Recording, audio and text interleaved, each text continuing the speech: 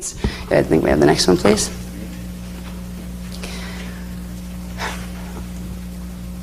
Now this is the silver sanctum one, right? Yeah, the flame of Eros and the silver sanctum. So when that Eros field that was here in this body down here, now this is the density 2 one, right? We're in density 1 body. That Eros depolarized and becomes a pale silver bubble of liquid light, your first Akasha bubble. But you still have the polarized levels out here, right? But you have this, it keeps the Maharic seal activated. It opens this doorway. It opens the seal that was there, and the seal that's actually there. It's called the Dimensional Lock Seal 3, and it's a strand 4 activation when you're doing it in the DNA template. Once that seal releases, the Eros depolarizes, you get your silver sanctum bubble, and this cord opens. It's called the Iumbi cord, E/UMBI cord. That's one of those ancient words again, and it's right above above the navel, right? Right above it, yeah, just above the navel. And it's a little flame that actually activates in the shield, right there, right, in the telluric shield. Now there's an exercise we'll do to do this, to activate this first, and then the next stage, oh, and it also, by the way, when this happens, you get a protective capsule around the astral body. It would give it an imprint of the Eros flame body. This is called the Eros flame body, or the silver sanctum. So you get a little silver sanctum also surrounding the astral, the imprint that would be the traveling body. But still, you would only be going to see the mental plane as solid until you went to strand 5 activation. Now, let me show them the other one, the Amareya flame, please. This is what we're aiming for now. And actually, all right, anyway. Now, notice, remember, there was the two separate, the two bodies were separate, right? There was that big field of the radio body around each one of them. With this activation, there's a depolarization that takes place in the density 1 level of the radio body, where it becomes the emerald Amareya flame, where the Mano, the Mene, and the Ire levels of the Trion Mi'aj field all mix together and blend to reform the original Amareya flame. And that forms around. You have your silver sanctum Eros flame around. And this is what your auric field is turning into. All those like polarized levels that you were feeling going like this, they will progressively start to not be there because the auric levels are blending. It will also start the chakras opening into each other, which starts the process of the opening of the central vertical current, which opens the cranial sacral seals and all those little seals that are in the main vertical current. Yeah, these are very powerful. Usually you like work it, first we'll work on these seals, then these seals. The slow way, this is not the slow way. This is the get that body down there fast way, right? Get the flame around the bodies. So when they were given this, I knew something was up. I said, for them to give this level now, gosh, it's even hard for us to keep up with it, It's serious business, what's happening on the planet. They wouldn't be revealing this level of knowledge now if it wasn't. So, anyway. Now, there's still polarization after this level activation. There's still polarization on the density 2 levels, but the density 1 body has the emerald flame around it and the silver Eros flame within it, and has these 2 cords open, which means it's able to go into D5 at this point. So you can see the astral plane. It also is the beginning process, well, actually 2/3 of the way of being able to fully merge the physical bodies as well. What it does right now for us, most importantly, and by the way, you're also building the Merkaba as you go along. This is filling out the frequencies and picking up the speed of spin in the Merkaba. The reason we're being given it now primarily is first for protection. Secondarily, if it goes poorly, where there's a need for rapid evacuation, this body is needed to get through to the inner Eka gates. So we're being given that. Now, if enough of us activate, it will help many, many other people on the planet who will never see this work to, if they have the frequency potential in their templates, they will also spontaneously activate them. And we will also become walking portals where we transmit that frequency like a buffer field around us into the other things and trigger its activation in anything that can hold it, including planetary grids, which means we can help to hold the planetary grids up by anchoring these frequencies into the planetary grids.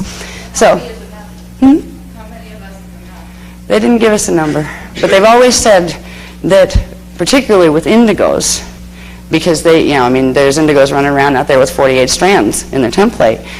It's a tiny, tiny group of indigos, or indigos and humans mixed, can counteract huge, huge populations of like Illuminati races and the frequencies they're running, because they can't run any of these higher currents. So they have to have lots and lots and lots of bodies to try to, keep up with running the currents they even need to keep on planet to do the mess that they're doing.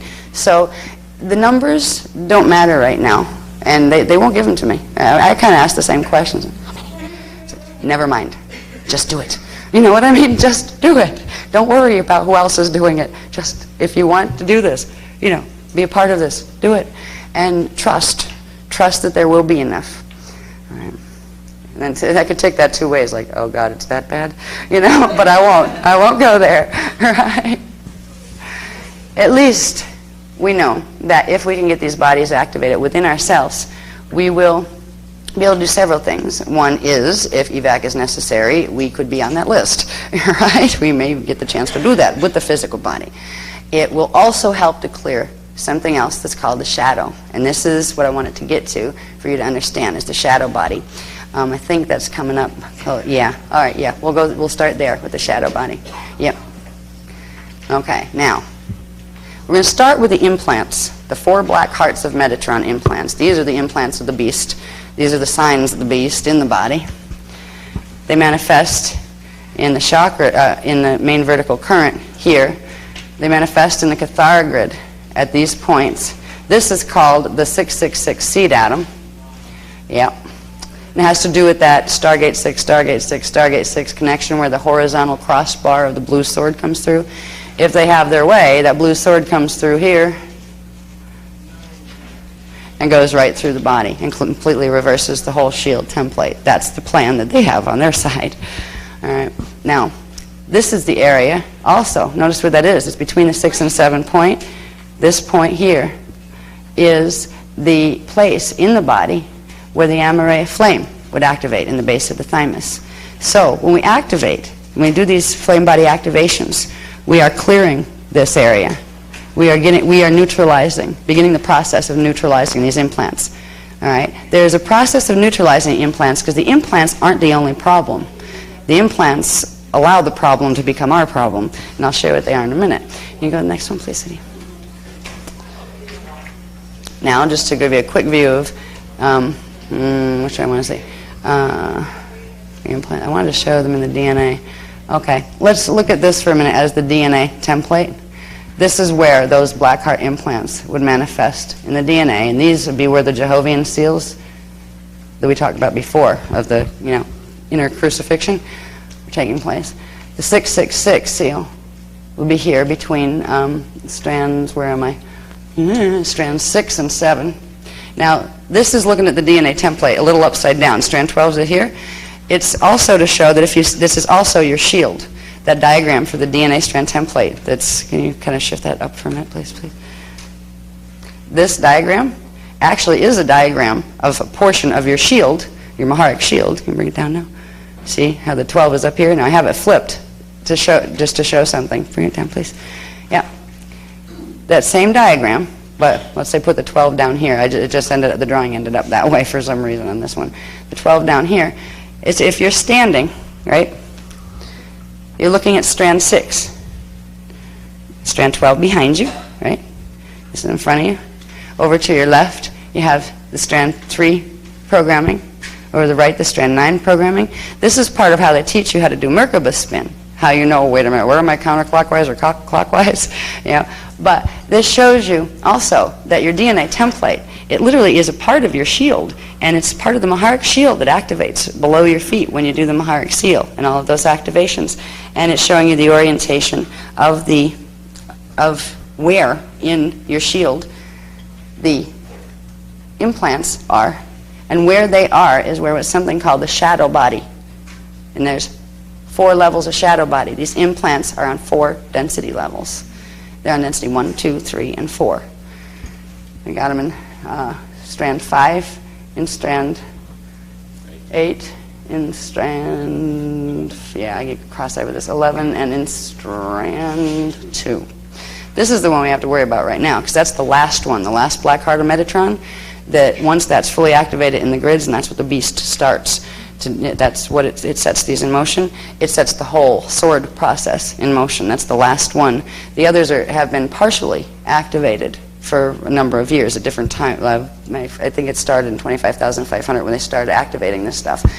But this is why they're giving us this one that's in strand 2 that corresponds to our emotional elemental body.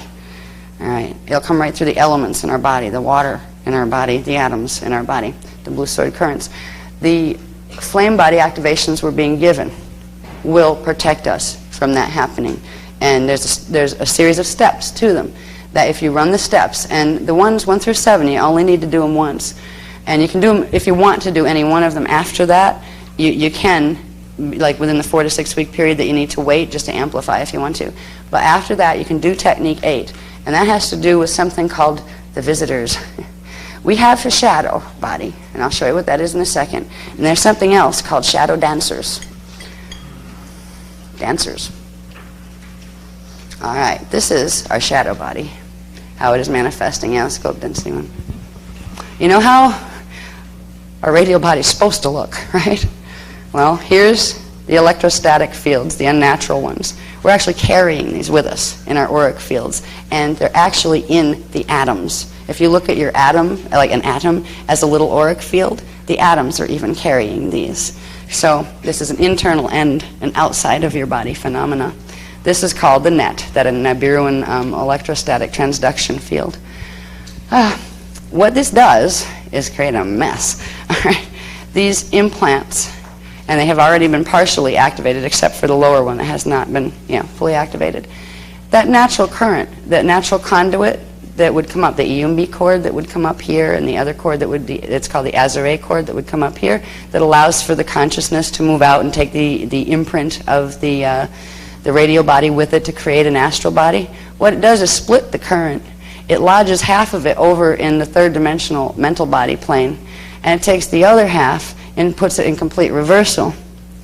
That part goes, when you go to sleep at night, that part of you goes on a journey over into Phantom Matrix. Now where they have these destined, everything has one of these shadow bodies. Everything that has a molecular body on this planet or an atomic body has one of these. But it's literally the part of yourself that always seems to have an opposite impulse that makes it so hard, like, I'm going to be good, I'm not going to eat that chocolate cake. Yes, you are. No, I'm not. Yes, I am. It's the part of you that literally will take your intention and twist it and try to manifest the opposite. It's going on autopilot. The shadow body has been using 2/3. It has 2/3 of our energy right now, because the planet is under 2/3 Merkaba reversal. That means we've got 1/3 of ourselves left. That's why, for eons now, humanity hasn't been able to even conquer its own shadow. It hasn't even known what its shadow was, because the shadow has been bigger than the consciousness that's focused this way into the divine blueprint template. The flame bodies, building the flame bodies and doing these activations will give us enough frequency power to heal this, because you don't want to cut it off, because you're going to lose 2/3 of your template if you do. It needs to be healed and brought back around, which in itself isn't too hard to do, except for one little problem called shadow dancers. Also notice, this is all the way up. There's 4 densities. This only shows 2. That shadow is 4 densities. We have a Gaian shadow in density 3. Actually, we have an Aramatena, a Lyran shadow, in density 4 from D11 down, but it's not all the way up. It's not full D12. We have the density 3 Gaian shadow, the density 2 Terran shadow, and the density 1 Earth shadow. And we have to heal all of that, because all of it is holding the Metatronic implants that will receive the frequencies of the flaming blue sword.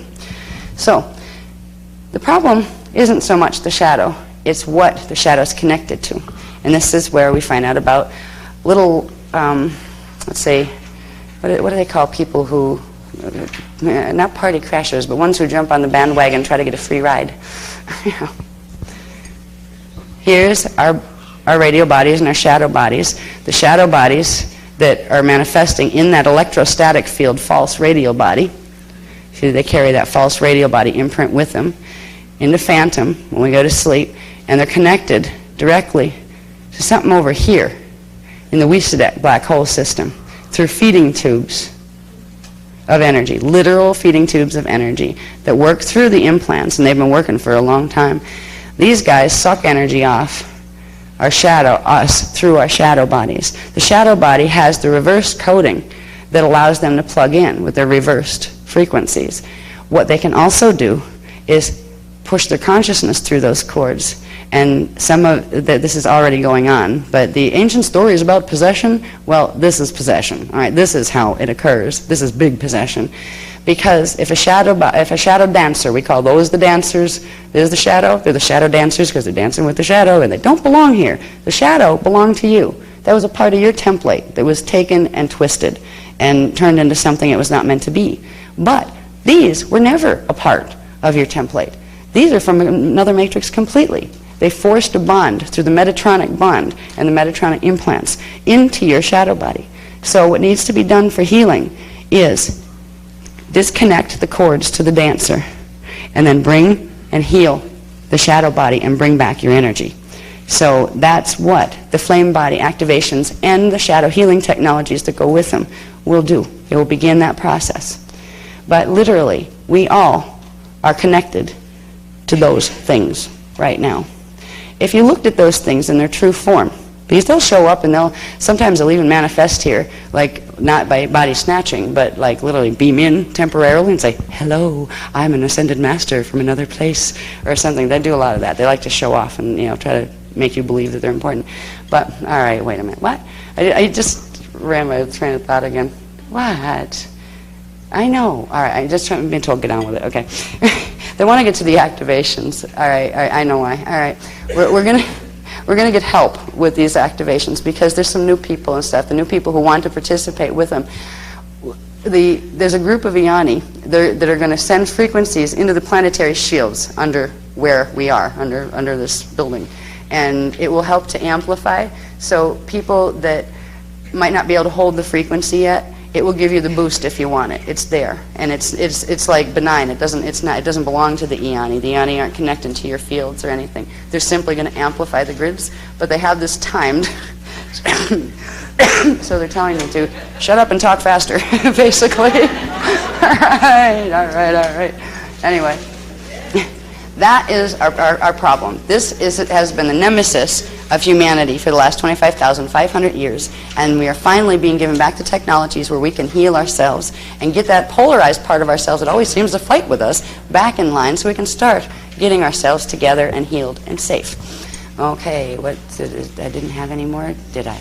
Oh, good, that was the last one. Now we're on technique.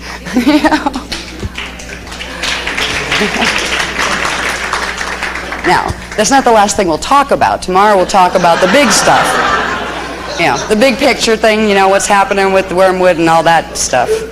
Yeah, we'll also talk about nodes, which is something I didn't even introduce in this, but we'll get to there tomorrow. Has to do with learning to run your shields, okay? You know what, how much time do we have? I know. Huh? Half hour? Yeah, well, we can get through a couple in that period of time. Worst comes to worst, it's 8:15, right? All right. I'd like to do 1, 2, 3, and 4, and we can do 5, 6, and 7 tomorrow. Yeah. I was just going to say, before we do these, if anybody needs to, it wouldn't be a bad time for a 5-minute, like really fast bathroom run, because it's really hard to sit there and concentrate on the exercises when you're going like this, So, real quickie break, and we'll do... Okay, that'll work. Thank you. Okay. We're going to work through the first 4 of the shadow body healing techniques. Before we do that, teachers asked me to remind you that home study this evening for everyone is non-optional, page 58 of your books, and preferably all the way through to page 63, but please read not less than page 58, if you would, please. Thank you. All right, now, the only fangling thing we have to deal with is that some people we know will not have worked with the Akasha or the Akasha Quick Seal activation at all or for any length of time. For those people who haven't and don't even understand what I'm talking about, what I want you to do to simplify it is to take a look at the Akasha image on the cover of your books, if you need to refer to the Akasha. And during Technique 1, what we want you to do is to visualize the teardrop shape of the Akasha. That's the outer rim with a 6-pointed star at its center. Now, regardless of what I say to everyone else about what they're visualizing, when I talk about visualizing the full Akasha, I want the people who are not familiar with this to see the outside shape with a 6-pointed star in the middle, where the thing that looks a bit like a wagon wheel in the middle. So see a 6-pointed star where that wagon wheel is. Don't worry about any other symbols inside, just the external shape with the 6-pointed star in the middle. Does everyone understand that? Okay, good. Okay, so each time I'll read you the introduction that goes with the technique as far as purpose is concerned. Each of the techniques has a specific instruction on preparation associated with it. The sequence of using these techniques is absolutely critical, and we can't emphasize that sufficiently. You will find in the back of your books that you've been given, I think it's the second last page, there is a single page that outlines the sequences and the timing of working with the techniques. And again, I stress, it's critical that you follow those instructions. Absolutely critical. Okay, so we'll begin with Technique 1, the Akasha Quick Seal Activation. Now, as I do this, just begin to regulate and slow your breathing and just relax and sit yourselves comfortably.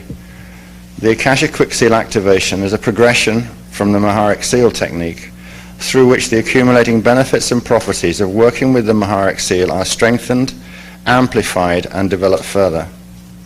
Regular use of general Maharic Seal techniques fulfills the following aspects of biospiritual development, and these are listed in your books for you to read later. Consistent use of the Akasha Quick Seal technique strengthens, amplifies, expedites, and reinforces all of these Maharic Seal aspects as it generates access to frequencies of the Ki-Rashe, primal light and sound field currents of dimensions 13, 14, and 15 via activation of the Akasha Echo Code mathematical program.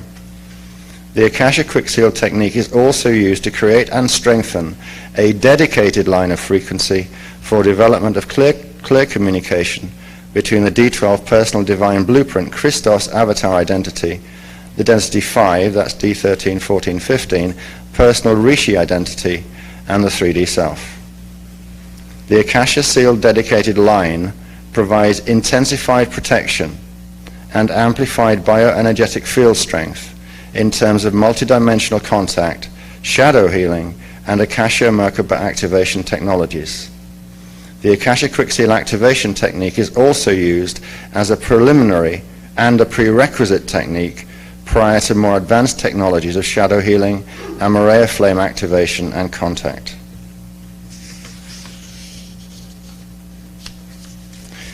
Now, during the procedure, everyone, regardless of what one is visualizing, will utilize the Akasha song, which goes A Tre Ina Akasha, and I will help those who are not familiar with it by repeating the lines 3 times, once or twice in the early stages until you get it. Now you sound the song gently, out loud or in your mind, prior to each in-breath and on each out-breath in groups of 3. Now begin to bring to mind, visualize or intend the Akasha Hierophant. That's at least the teardrop shape with the 6-pointed star in the middle of it, or more full Akasha for those who are familiar with it.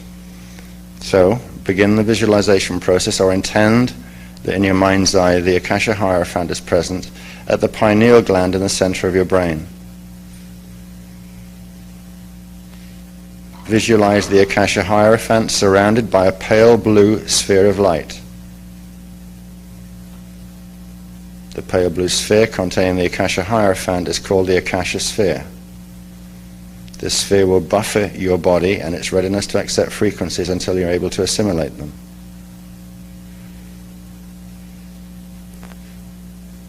Before you inhale, tone the Akasha song softly, out loud or in your mind's eye, 3 times. Uma e tre ina e Akasha. Uma e tre ina e Akasha. Uma e tre ina e Akasha. Now inhale, using the inhale breath to energetically grab the pale blue Akasha sphere located at the pineal. Inhale, grab it.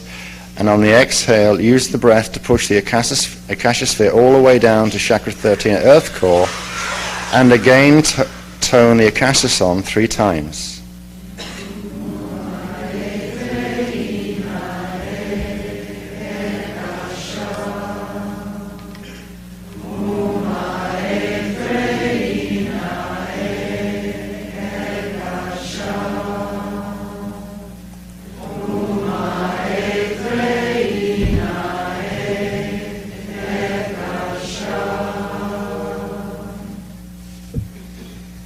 Now repeat the Akasha song 3 times more before you inhale.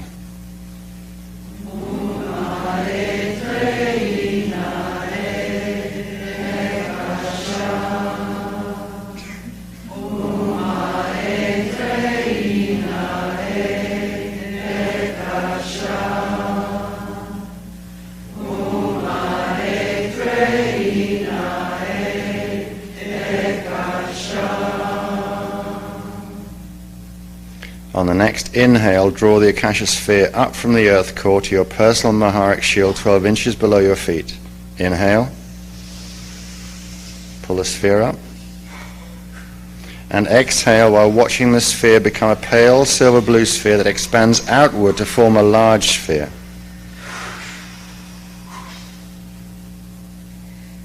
While toning the Akasha song 3 more times, imagine that your Maharic shield pops out as a pale silver disc about 4 feet in diameter, surrounded by a coating or aura of pale blue light, with the Akasha Hierophant symbol at its center.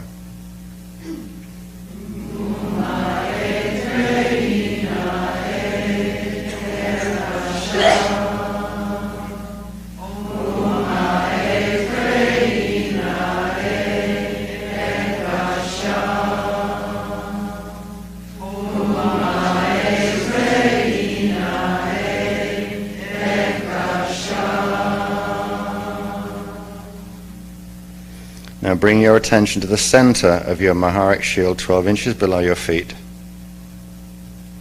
Tone the Akasha song 3 times.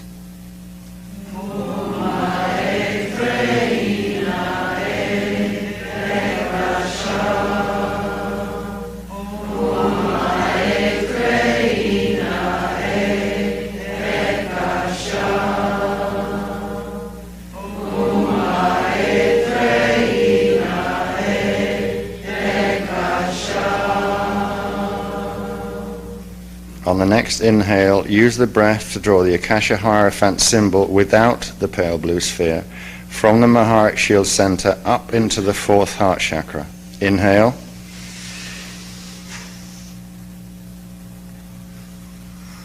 On the exhale, use the breath to expand the frequencies of the Akasha code from the Akasha Hierophant into the heart chakra as you softly tone the Akasha song 3 times more.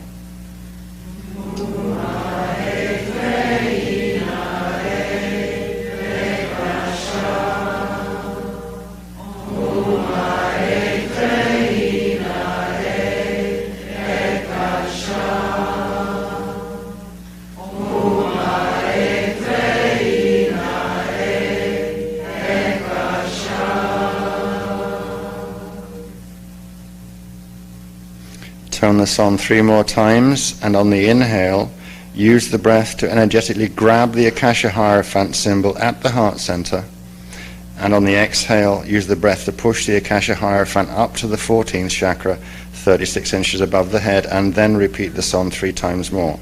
So tone the Akasha song 3 times.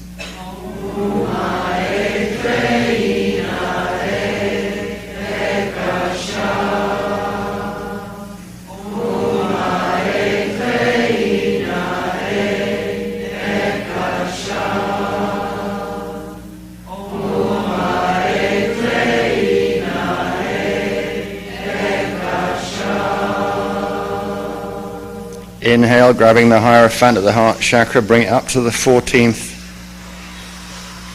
And exhale,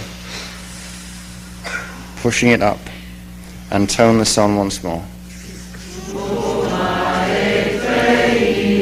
Imagine that the Akasha Hierophant is spinning clockwise at the 14th chakra.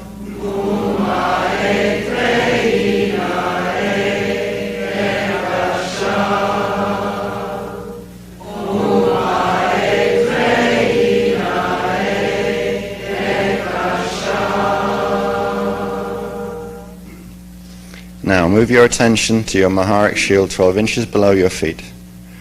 Take a couple of relaxing breaths. And when you're ready, inhale deeply, using the breath to pull the pale silver and blue energy upward from your Maharic shield to chakra 14, 36 inches above your head, pulling your Maharic shield pillar upward and latching it onto your 14th chakra. Inhale deeply and pull the blue silver energy upward, latch it onto your 14th chakra.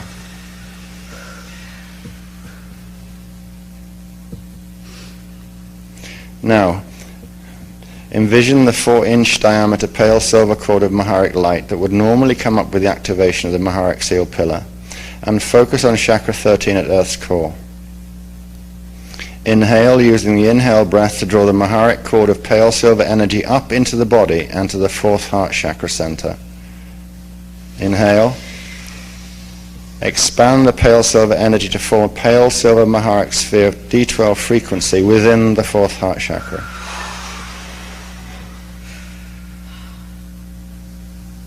Draw one more breath, and on the exhale, send your attention down towards chakra 13 at Earth's core. Inhale, using the breath to bring another load of Maharic frequency up from the planetary shields to the 4th heart chakra, expanding into the pale silver Maharic sphere. Repeat this inhale-exhale breath and the expansion of the sphere several times. As you do this, you may notice the Maharic cord grows larger with each breath, expanding from approximately 4 inches to 6 inches and out to 8 inches diameter, until finally the cord expands outward to form a skin around and within every cell of your body.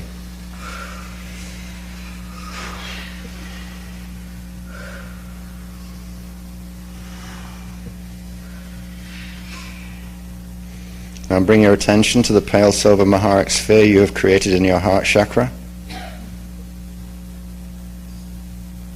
Inhale, using the breath to move the Maharic sphere up to meet the Akasha Hierophant at the 14th chakra, 36 inches above your head.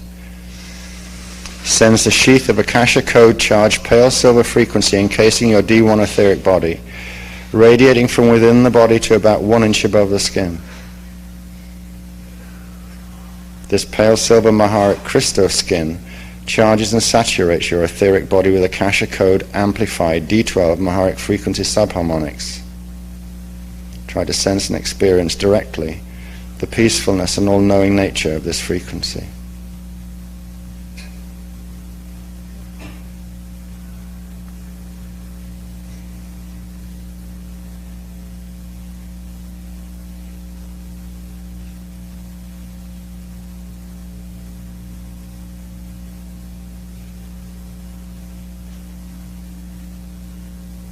Now for 3 final breaths. Tone the Akasha song 3 more times.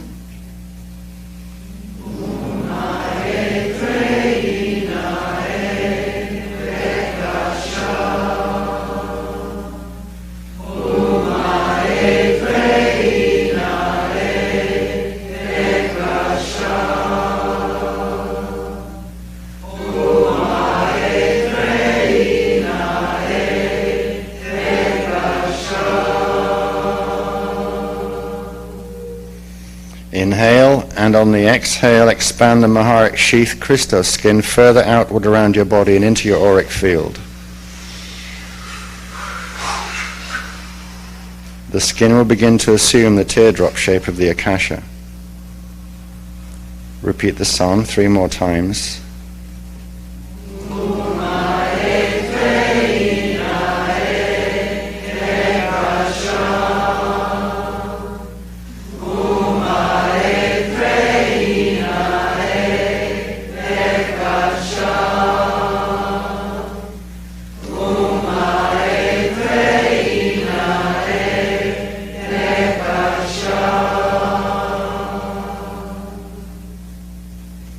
just wait a moment.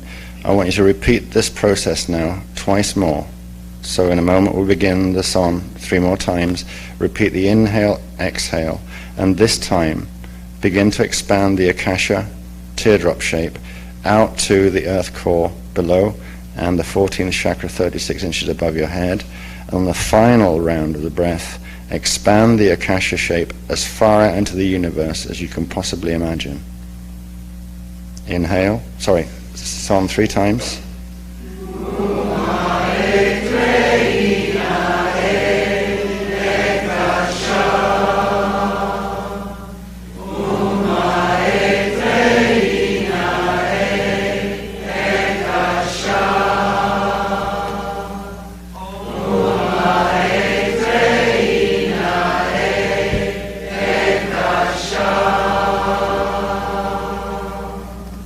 Inhale.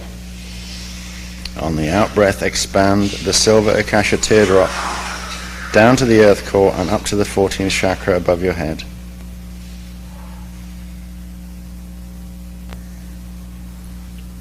Repeat the song 3 times, pause, repeat 3 times, then do the inhale, exhale.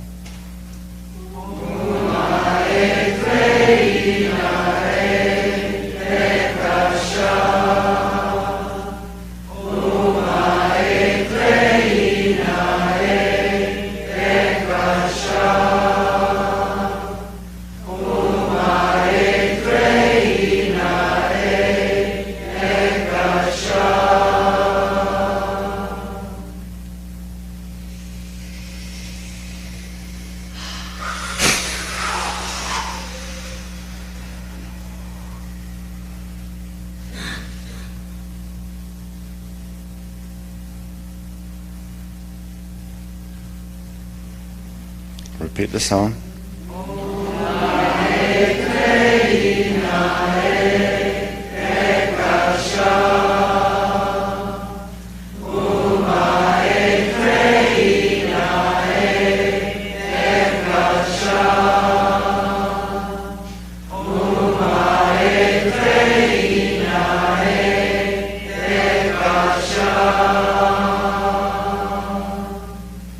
Just a brief pause, repeat 3 times again, then perform the inhale and exhale, expand the silver Akasha teardrop shape out as far as you can into the universe, and complete that with the song 3 more times.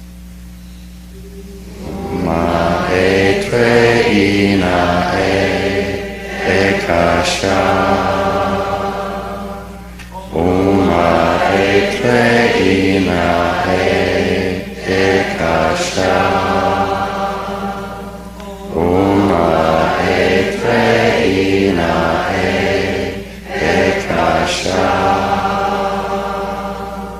Inhale and expand the silver Akasha teardrop out into the universe as far as you can. And for the last time, Uma e tre ina e Akasha, Uma e tre ina e Akasha.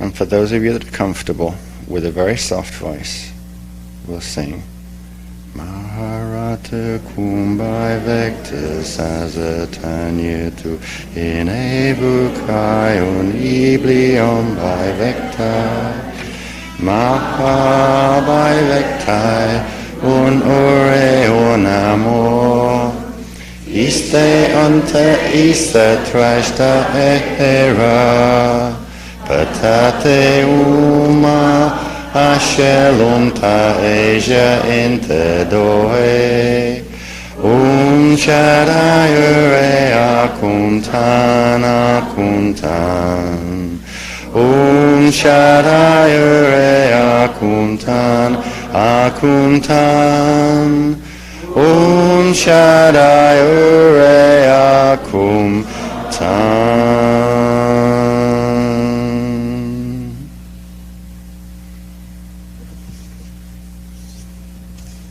Take Technique 2, Astral Awake, Aware and Able. Network Sensing, Projection and Shapeshifting 101. Eros Flame Activation, Level 1. Technique 2 is designed to release the dimensional lock 3 seal between the D3 mental body and the density 1 radial body Eros field, bringing the D1 atomic etheric body out of density 1 biological phase lock. Bring your attention to your breathing once more and try and slow the breathing rate to about 1/2 of your usual speed. And whilst you're doing that, begin to imagine, and if you have difficulty in that or visualizing, then just intend that at the center of your brain there is a small, dimly lit circular room.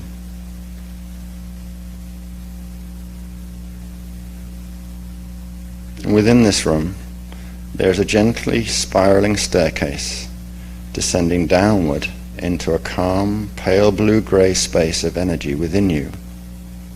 This room is called the sleeping room.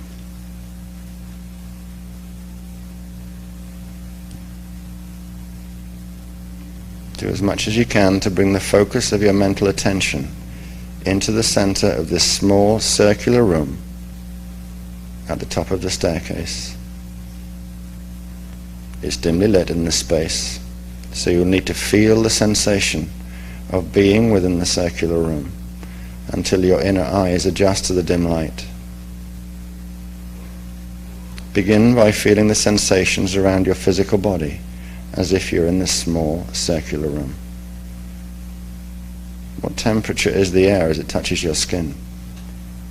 Is it cool, warm, cold, hot?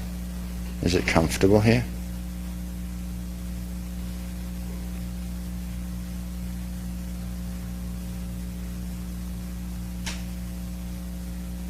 Observe further.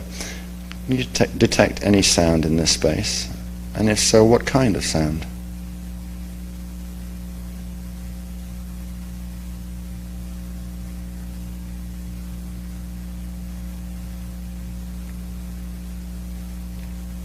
And in this dimly lit space, is there any color? Are there any objects? Is there any light that you can notice?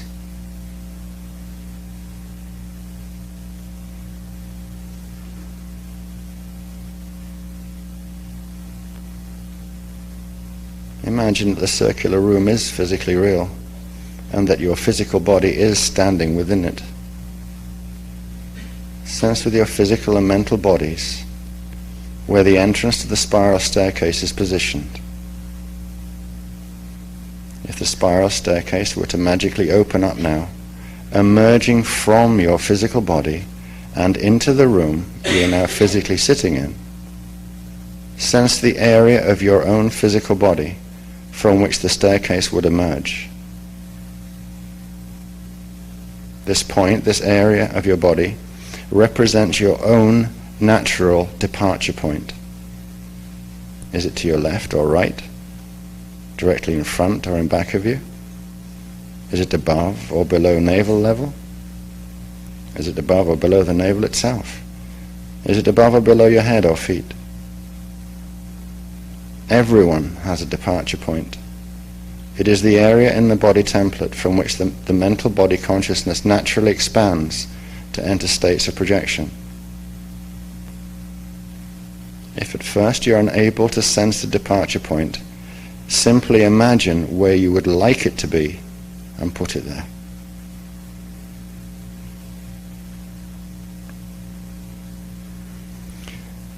Now move the focus of your mental attention to this area of your body and imagine that your awareness is now poised at the top stair of the spiral staircase. The staircase extends downward from your departure point into an area that resembles a pale blue-gray tunnel.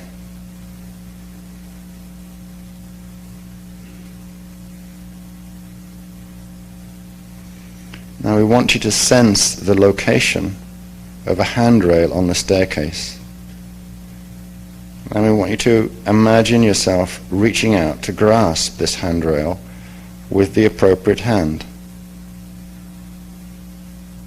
So with your physical palms resting in your lap, sense the feeling of the handrail within the palm of your physical hand.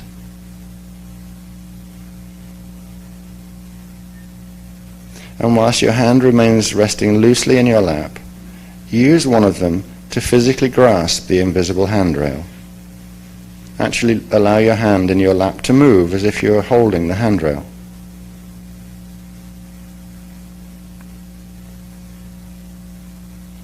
The handrail will be your guide as you prepare to descend the spiral staircase to the sleeping room below.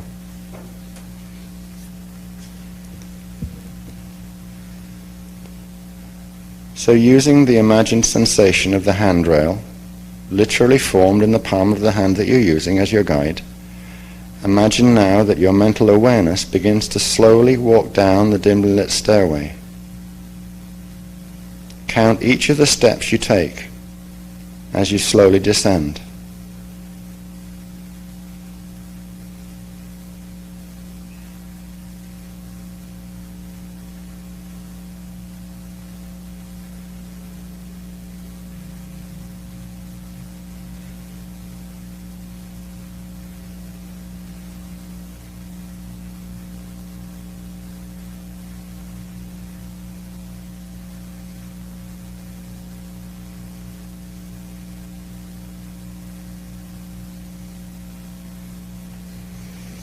Everyone will have at least 22 steps. Some people will have more. If you sense that more steps are there after the 22nd step, count the remaining steps while imagining you're rapidly walking down them to the bottom.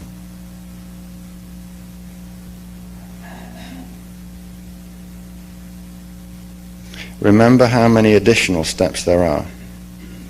With repeated practice of this technique, the steps below 22 will disappear, and you will eventually find the 22nd step is the bottom step that leads directly into the pale blue-grey sleeping room. Now imagine that you're standing on the 22nd or bottom step and release the handrail while allowing now your hand to relax once more in your lap. You may still experience very little sensory data as you enter the pale blue-grey sleeping room. But imagine that you're stepping from the 22nd step to the granite floor of the sleeping room,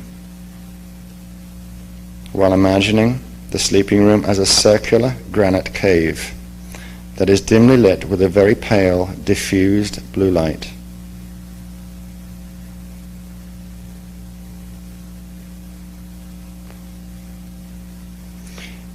In the center of the sleeping room, there is an ancient granite slab that rises up from the floor to the height of a dining table.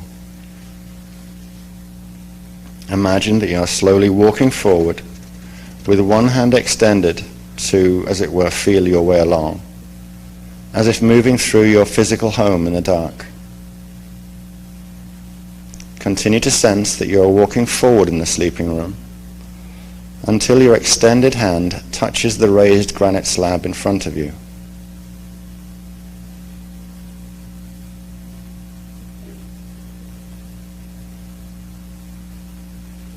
When you reach the granite slab, imagine that you are reaching forward to retrieve something that sits upon the slab's surface, on its top.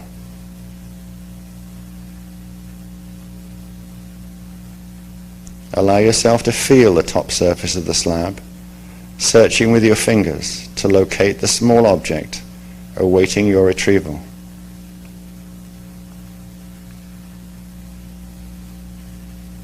The object is a very pale silver blue celestite crystal, spherical in form, about the size of an orange, with an unpolished, rough-hewn texture.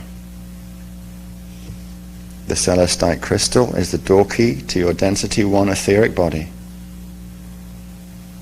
Now, imagine that you're picking up the celestite crystal in your right hand, and model this hand gesture. In other words, allow your hand to move as if you're literally picking up this piece of celestite crystal, about the size of an orange, with an unpolished, rough-hewn texture. Sense the size, the weight, texture, and temperature of the celestite crystal with your physical hand, just as if the invisible object were there.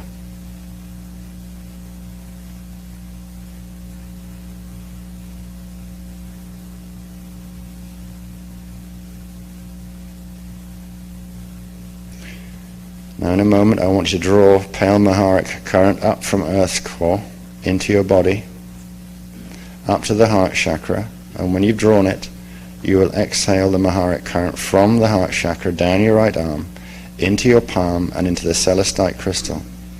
So inhale deeply, draw the frequency from the Earth's core up into your heart center, then exhale the current down from the heart, down your right arm, into the palm and into the crystal. Take 3 more inhale, exhale Maharic breaths, each time energizing and activating the celestite crystal in your palm.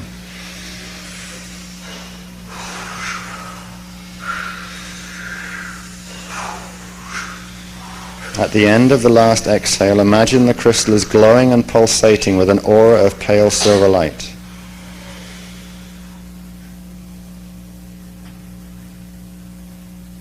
You may sense the weight of the crystal in your palm growing slightly less heavy.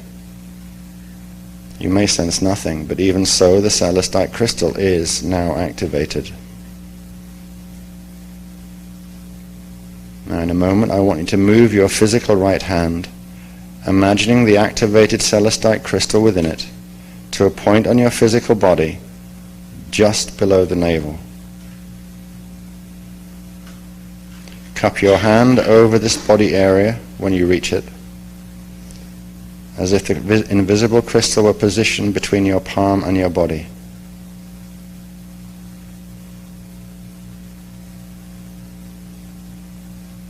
So slowly and gently bring your hand with the crystal in it to the position just a tiny bit below your navel. Allow your hand to touch your own body, holding the crystal in it. In a moment, we're going to inhale Maharic frequency up to the heart chakra, and then exhale the breath down your right arm into and all the way through the crystal. Inhale.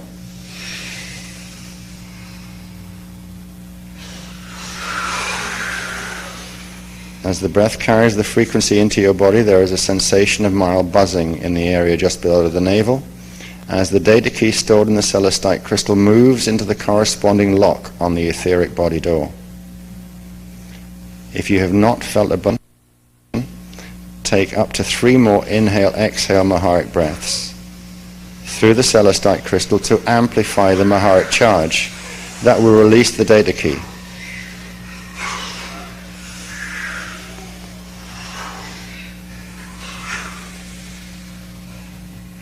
As the data key releases, imagine that your body absorbs the entire celestite crystal, removing it from your palm and transferring the crystal into the etheric lock below the navel.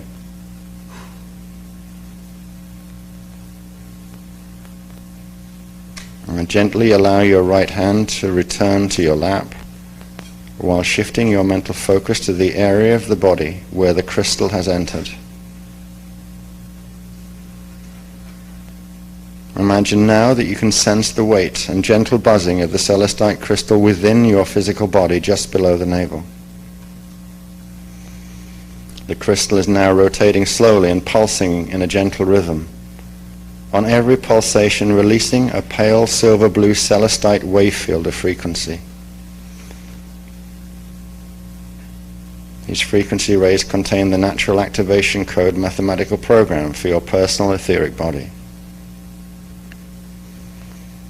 And we'll spend a few seconds while you try to become aware of each gentle pulse of the subtle celestite wave as it emanates from just below the navel and spreads outward in all directions through every atom in your body, giving your D1 etheric body field its ancient wake-up call. Just relax and breathe slowly for a few moments.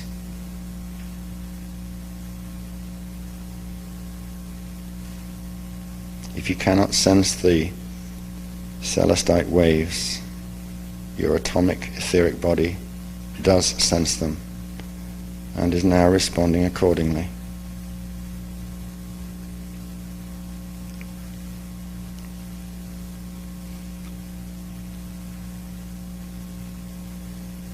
In a moment, we're going to inhale Maharic current up to the heart chakra.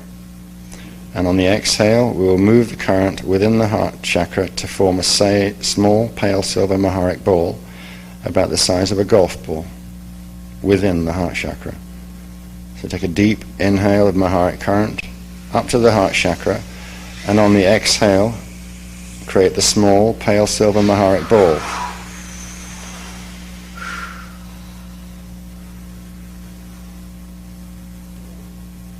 Repeat this process twice more, expanding the golf ball gradually to an orange size and then to a grapefruit sized ball, while observing the sensation of the Maharic ball expanding in your heart chakra.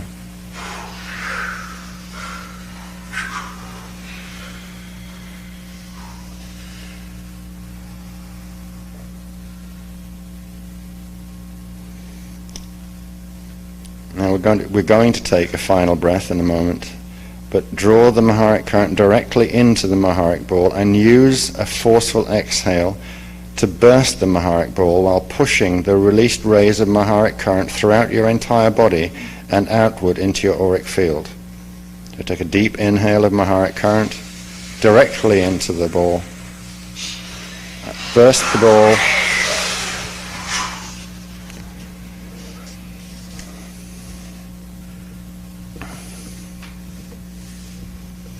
Now move your attention down to the point just below the navel where the celestite crystal entered the body.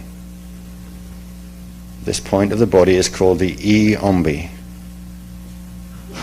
Now slowly inhale Maharic current up from Earth's core to the E-ombi only by keeping the chest, diaphragm and lungs as stationary as possible and allowing the slow inhale breath to expand your abdomen and belly instead of expanding the lungs and upper portion of your body.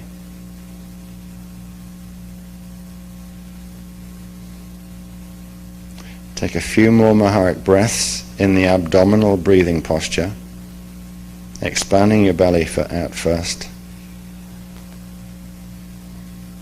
holding the breath as much as you can in that area.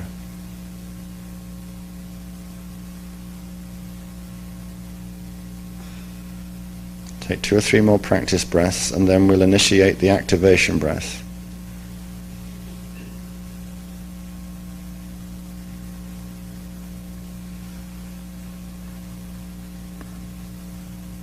I'll tell you what we're going to do before we do it. We'll inhale Maharic current into the E-umbi while expanding the abdomen. We will then hold this breath for a moment while focusing mental attention on the celestite crystal in the E-umbi. We will then exhale slowly, using the exhale breath to push more Maharic current downward from the heart chakra to the E-umbi. And then we'll return to regular, non-controlled breathing. So when you're ready, use the abdominal breathing technique. Inhale slowly and gently, drawing current directly into the E-umbi. Draw as deeply and slowly as you can whilst remaining comfortable, and hold the breath, focusing mental attention on the crystal in the E-umbi. Now allow the breath to come out real slowly, using the exhale breath to push more Maharic current downward from the heart chakra to the E-umbi itself.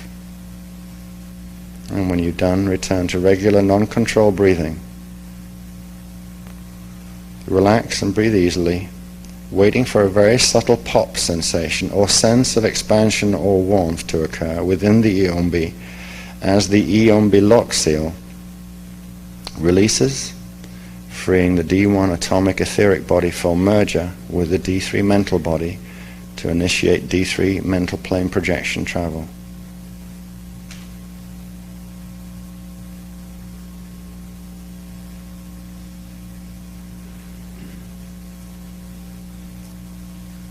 As the E-umbi lock seal releases, you may or may not experience a momentary sense of lightheadedness or mental spaciness as the D3 mental body capsule opens and expands into the etheric body blueprint.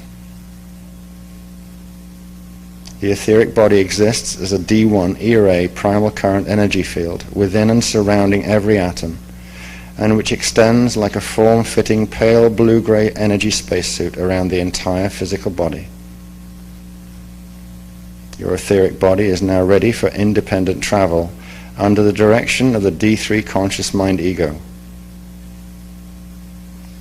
How quickly anyone will become able to hold clear mental focus within the etheric body vehicle depends upon the personal level of DNA template activation. When DNA strand template 4 fully activates, the D3 mind can simply shift its attention into the etheric body and step outside of the physical body for travels in the D3 mental plane. Before full strand 4 activation, there will be various sensory and experiential phenomena associated with the accelerated strand 4 activation initiated through this exercise. Now remain relaxed and breathe gently with your eyes closed, and try to imagine the etheric body spacesuit or body replica.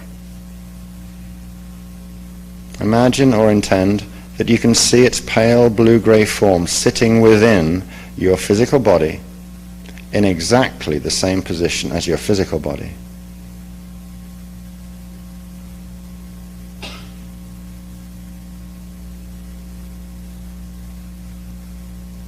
Imagine now that you can fully direct the etheric body and move the left etheric arm upward from your lap to a position over your head as if you are raising your etheric hand. Use the mental command, silently, the arm is up now. As you play with the etheric arm, trying to get it to respond. You will know that you have made your connection when you begin to have a subtle but progressively more distinct sense that a lighter weight arm has moved to a different position than the physical arm. Regardless of whether or not you can feel the etheric arm, next give the mental command, body release now right, while imagining that you and your etheric body are slowly standing up and moving out to the right. We stress not the left. You are moving out to the right side of the physical body. Imagine that you, in your pale blue-gray spacesuit, are now moving to a different position in the room, then out the door. We'll spend a few moments to allow you to see how far your attention can follow your etheric body before you lose track of its imagined projection.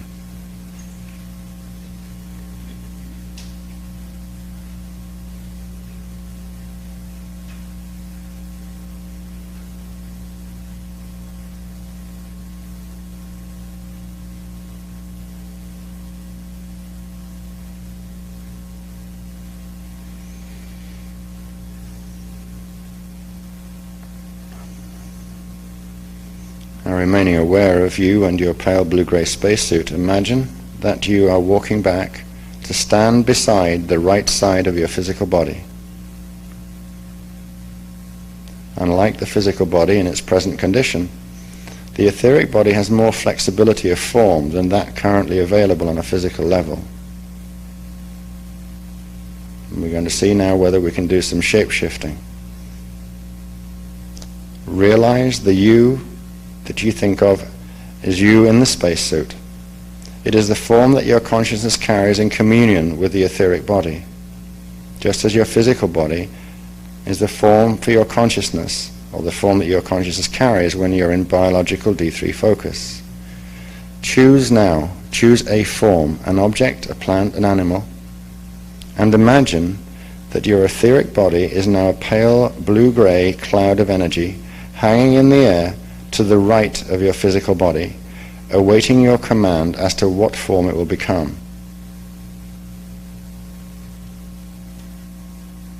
Hold firmly in your mind either the image or intention of the form you wish to create.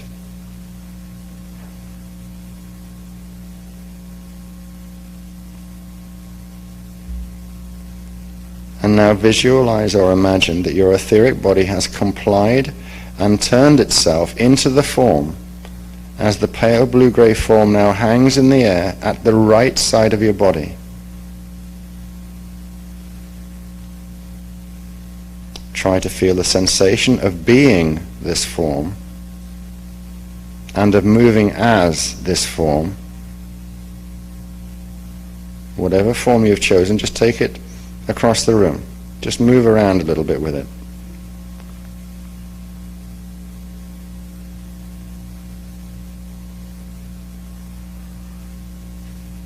With a little practice, etheric body perception will progressively turn on, and this exercise will take on the very real experiential quality of etheric body D3 mental plane projection.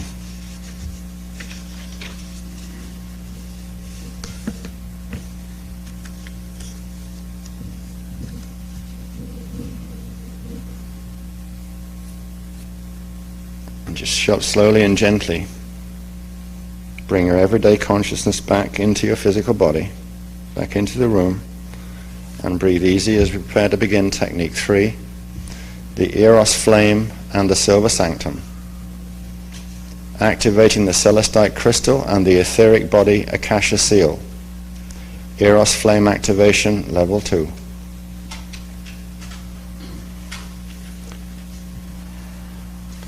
Once the Iombi passage below the navel has been opened through release of the celestite crystal of dimensional lock 3, the D3 mental body field opens into the radial body Eros field, causing the polarized D5, D7 Eros to depolarize to a D12 Manu Rayon field. And the density 1 body is prepared to receive the frequencies of the fully activated celestite crystal and the density 1 Eros flame Akasha body, or silver sanctum. Activation of the Eros flame opens the Manu window surrounding the density 1 Hoover body, which will begin activation of the density 1 Manu windows in the nucleus of every atom in the body. Just continue to relax and breathe slowly while bringing your mental body attention to the Iombi point just below the navel. And spend a few seconds developing with your intention or imagination the idea of your consciousness as a spark of pale silver Maharic light placed within the celestite crystal sphere within the Iombi point.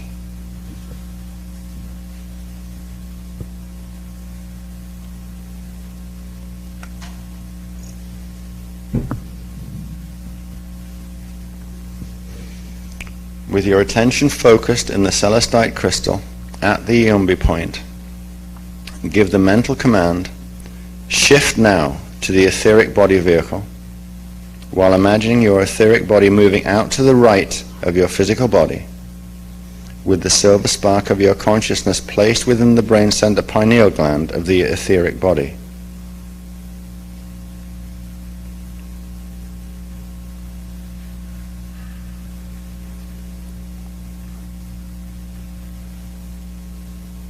Using the vertical breathing rhythm of running the Maharic current within your physical body, you will move the silver spark within the etheric body.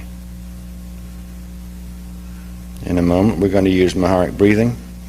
We will inhale Maharic current up from the earth core and into the heart chakra in one breathing motion. Exhale the Maharic current into the heart chakra and then direct its flow downward to the celestite crystal at the Iombi. So inhale Maharic frequency up from earth core into the heart center, and in one smooth motion exhale the current into the heart chakra, then direct it down to the celestite crystal at the Iombi.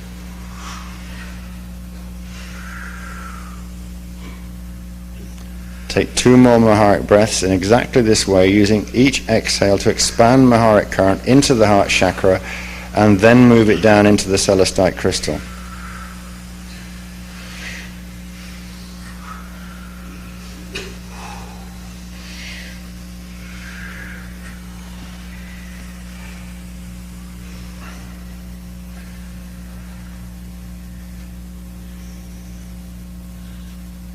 Now inhale again, drawing Maharic current directly from the earth core into the celestite crystal at the Iombi. Exhale forcefully into the crystal, while imagining the crystal moves with the breath into the Iombi cord and to the right, passing from your physical body into the iombi of the etheric body.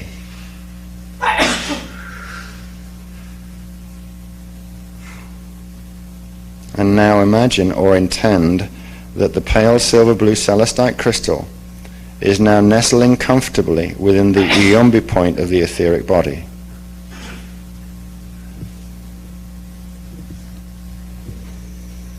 Bring your attention to the pale silver spark at the pineal gland of the etheric body.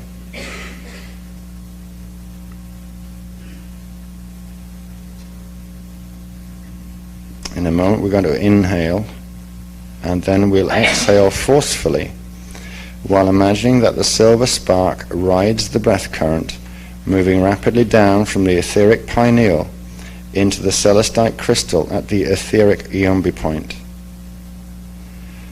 When we do this, the silver spark intersects with the celestite crystal, causing a momentary etheric flaring, as the celestite crystal bursts into a small, pale silver blue eros flame about 1.5 inches high within the etheric body iombi. So we'll inhale in the physical body, then exhale forcefully, imagining the silver spark rise the breath current down from the etheric pineal into the celestite crystal at the etheric iombi. This causes flaring, and a small pale silver blue eros flame about 1.5 inches high appears within the etheric body iombi. Inhale, then exhale, imagining the pale silver blue eros flame spreading through every atom of the etheric body, turning the pale blue-gray etheric body into a brilliant, glowing, shimmering, pale silver blue etheric body, glowing and pulsing, sending rays of pale silver blue energy outward through and beyond the etheric body into the biofield with every pulse.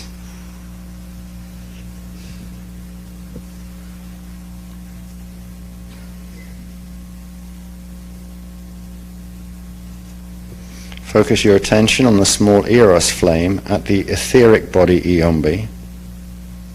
In a moment you will inhale, using the breath to draw the eros flame through the iombi cord and into the physical body iombi point.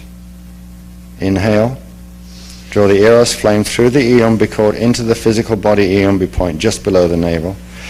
And then exhale forcefully, using the breath to push the eros flame down to the earth core. When the flame enters the seals of the earth core, the flame again momentarily flares, filling every atom in the physical body with pale silver blue eros Maharata divine blueprint. Sense the release of the eros wave within the physical body as a gentle ripple of energy that moves simultaneously in all directions.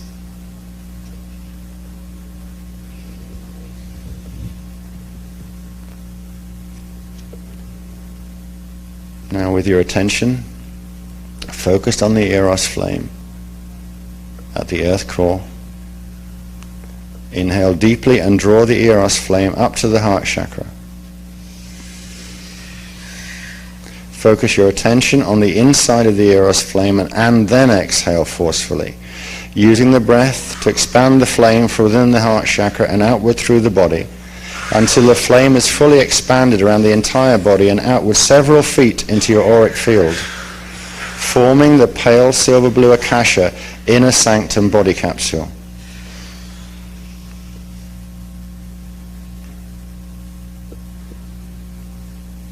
Now draw your attention back to the etheric body positioned to the right of your physical body.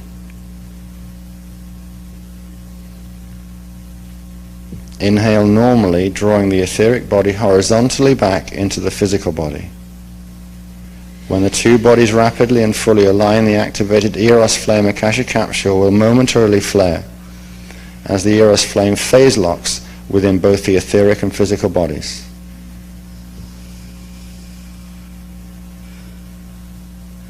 The akasha seal eros flame and the celestite crystal are now fully activated.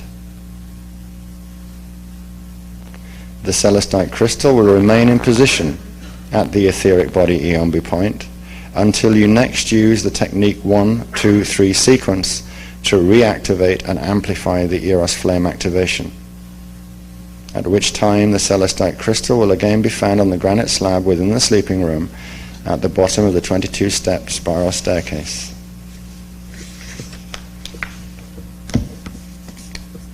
The final technique for this evening, technique 4, commanding silence from the inner throne of power.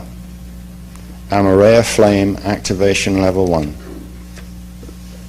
Technique 4 is used to create a calm, clear space in the D3 mental body and quiet the inner chatter of subpersonality fragments, figments, elemental attachments, and shadow that emerge from the D1, D2 subconscious mind during DNA template activation and spiritual integration.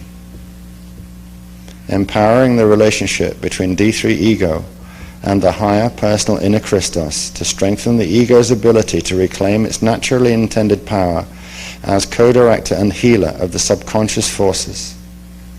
Frequent use of the full technique will, over time, create a subconscious healing field within you that functions on autopilot as a subliminal self-healing empowerment program that progressively embeds within the DNA template to heal the distorted template embedding of the shadow. And just breathe slowly for a few moments and gradually move your mental attention to a point of focus at the top of the breastbone, the location of chakra 8, just above chakra 4 and below chakra 5, just below the clavicle. Beneath this position on the physical body lies the Azure, the tiny central control center for the embodied Kathara grid template within the base of the thymus gland.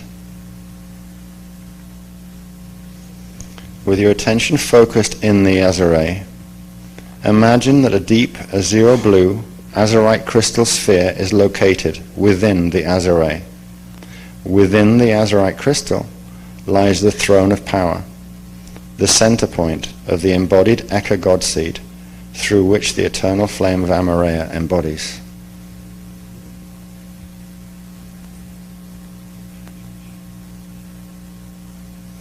Imagine now that your awareness, your own awareness, is a spark of pale silver Maharic light.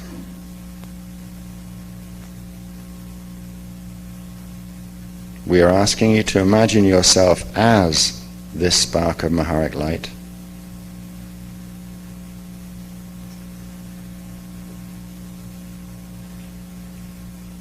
And imagining or intending yourself to exist as this spark of Maharic light, imagine that you are traveling into the center of the azurite crystal sphere, to the gateway of the Amareya flame of eternal Christed love. Imagine the Amareya gateway as a tiny Maharic silver egg, the cosmic Amareya egg, encased within a deep azure blue spherical standing wave. Imagine that you, as the eternal Maharic spark, move to the center of the Amareya egg within the azurite crystal.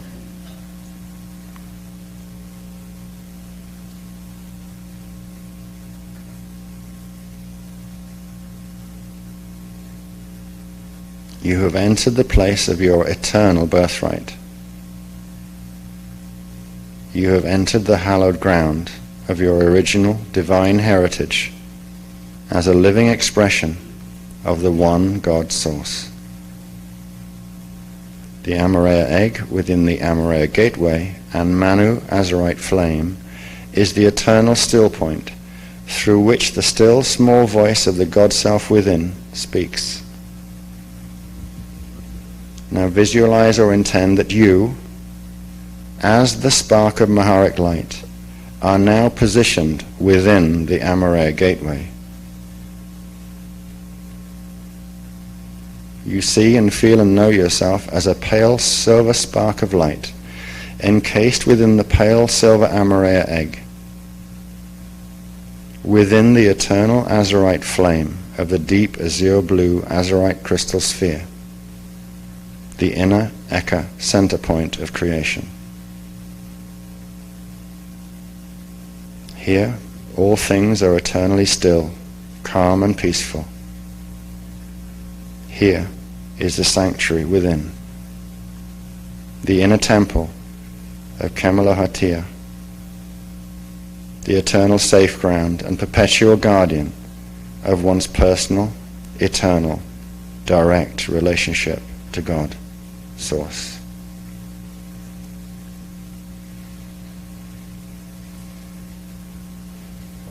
In a moment we'll draw Maharic frequency up from the earth core and we'll pull it into the Azurite crystal center, directly into the Amara gateway, through the Azurite flame and into the Amareya egg. When you're ready, inhale into the Azurite crystal center, directly into the Amareya gateway, through the flame and into the Amareya egg. Exhale gently, filling the Amareya egg with Maharic current. Imagine now, in this moment, that the Amareya egg has begun to awaken, responding to your intention and desire to return to at-one-ment with your God Self. The Amareya egg now fills with pulsating pale silver Maharic light and expands, growing larger and larger, extending outward to encase your physical body in a beautiful shimmering egg of eternal life.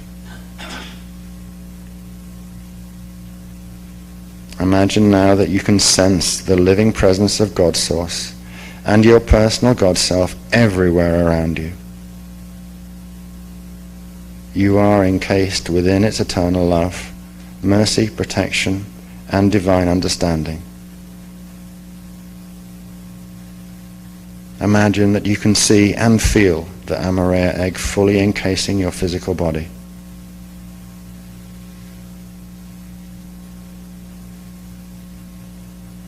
And that an azurite flame of deep azure blue extends into the room, fully enshrouding you within the Amareya egg capsule.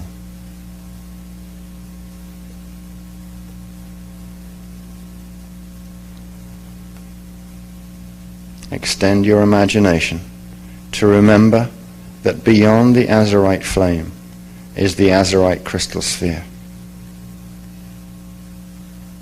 Sense the azurite crystal as extending 20 feet or more around your physical body in the room.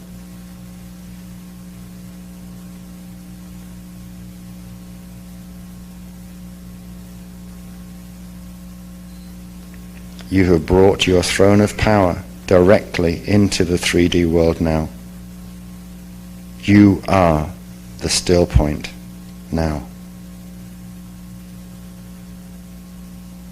You have brought the Amareya gateway directly to the doorstep of D3 finite creation. From this point of eternal power and love, you can heal all. You can understand all. You can love all. You can co-create all. Within the Amareya egg, you and God Source are one. And now you are your God Self. Breathe slowly and gently and feel the truth of your God Self. Here, now, and eternal.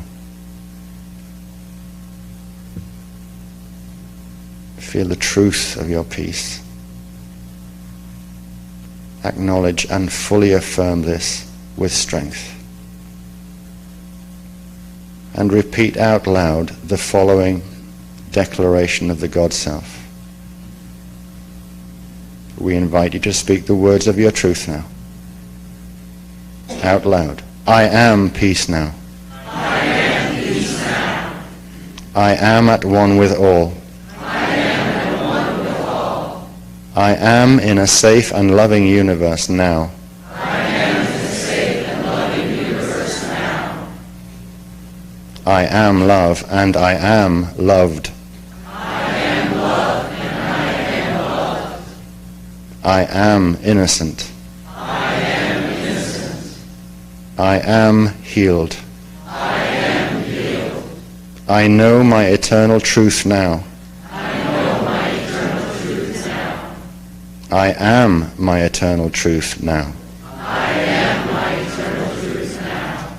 I am one with God now. I am one with God now. I express as God now. I express as God now. Ta eja enta doi.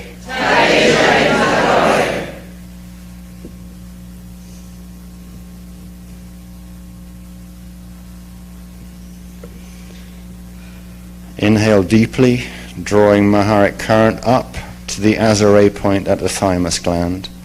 And exhale the current into the Azare and feel the current rapidly expand to every atom and cell in your physical, emotional, and mental bodies. The current is the carrier wave through which your affirmation of eternal truth is carried into every part of your being.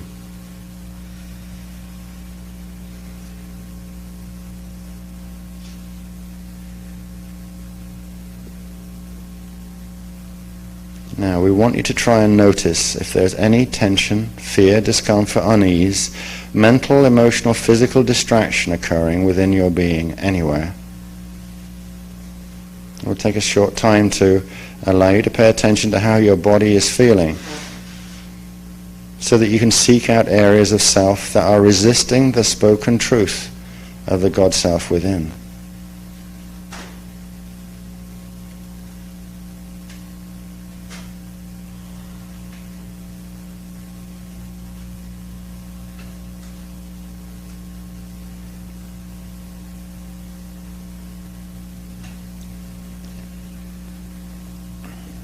Whether or not you've located an area of resistance, focus your attention directly upon some useful part of your body or an area that doesn't feel right to you, and mentally restate your divine connection as follows, out loud.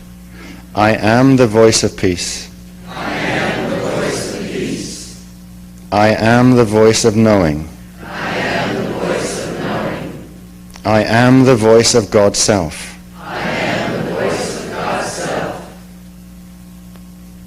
This is a long sentence. I now address thee. I now address thee. And send to you now. And send to you now. From my unlimited store of eternal power.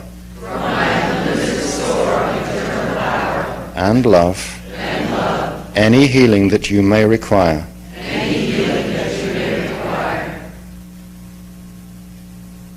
Now inhale Maharic current up into the Azare point. And exhale the carrier wave into the Azare, allowing it to carry your stated gift of healing and love to every area of your being. Imagine you're directing part of the carrier wave directly to the discovered area of resistance. And continue to breathe several Maharic breaths into and through the Azare throne of power, sending the gift of love and healing to all disharmonic energies within you.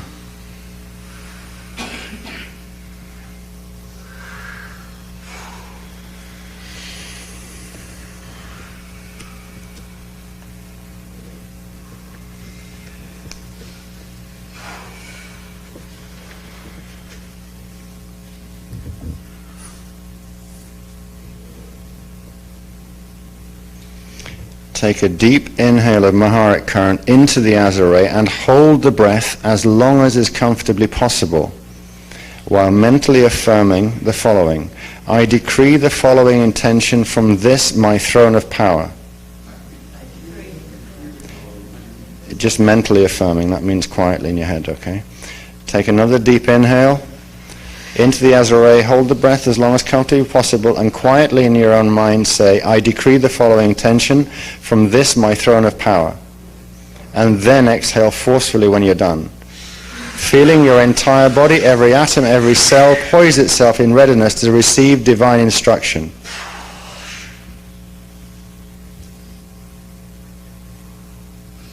Now out loud you can affirm the following. I return now to my world of intention. I return now to my world of intention. In calm and centered peace and productivity. In calm and centered peace and productivity. I command now the silence of the eternal God mind. I command now the silence of the eternal God mind. I embrace now the stillness within. I embrace now the stillness within. And I go forth now in joyous victory. And I go forth now in joyous victory. So as it is decreed, so as it is done. So as it is decreed, so as it is done. Taeja ente doe. Now, a couple more breaths, I'll describe what they are. Inhale Maharic current directly from the Azare, and then you will exhale horizontally using the exhale breath to expand a Maharic wave disk outward from the Azare point, extending its perimeter to touch the inside of the Amaraya egg around your physical body.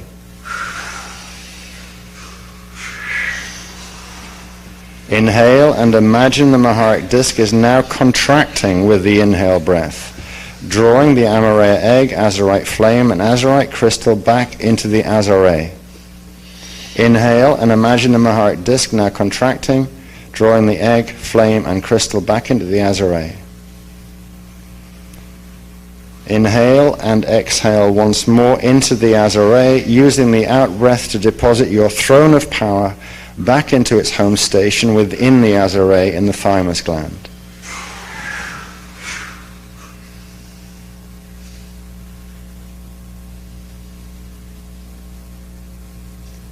Slowly and gently open your eyes and feel the loving power that lives always now within you. From this day forth, in times of stress, draw Maharic breath into the Azare and Azurite crystal to stimulate and reactivate the God Self-Truth affirmation wave.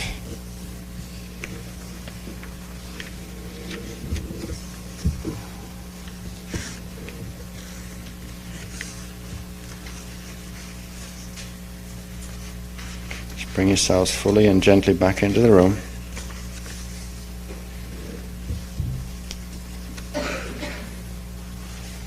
I'm sorry we've overrun.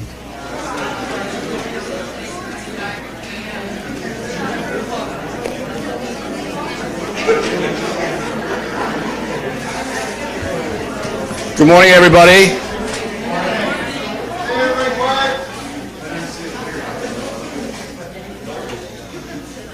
You must love each other a lot. You never get enough social time, do you? To begin at the beginning, apologies, but congratulations from Oshana and myself to the newlyweds. I hope the wedding went well. Did you all come? Excellent. With similar things in mind, and because our classes always finish in a bit of a flurry, and usually later than we'd like, and one of our little buttons is that you go and we don't see each other for a long time in between, and this time it's going to be quite a while before we see you again. It occurred to us both to make a note to say thank you to all of you and to the rest of the family who are not here today for the love and the support and the encouragement that you've shared with us over the last 2 or 3 years.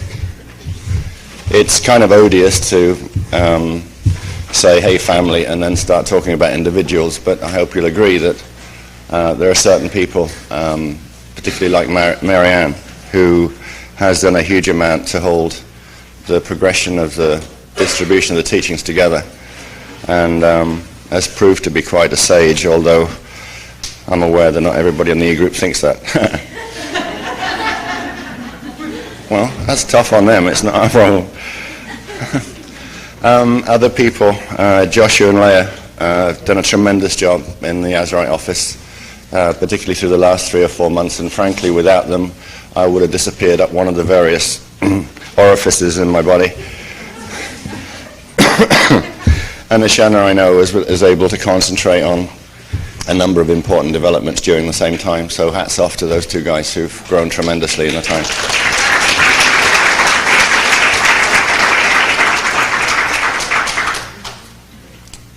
There are a number of others I'd like to mention by name, but if I started doing that, I'd mention all of you by name.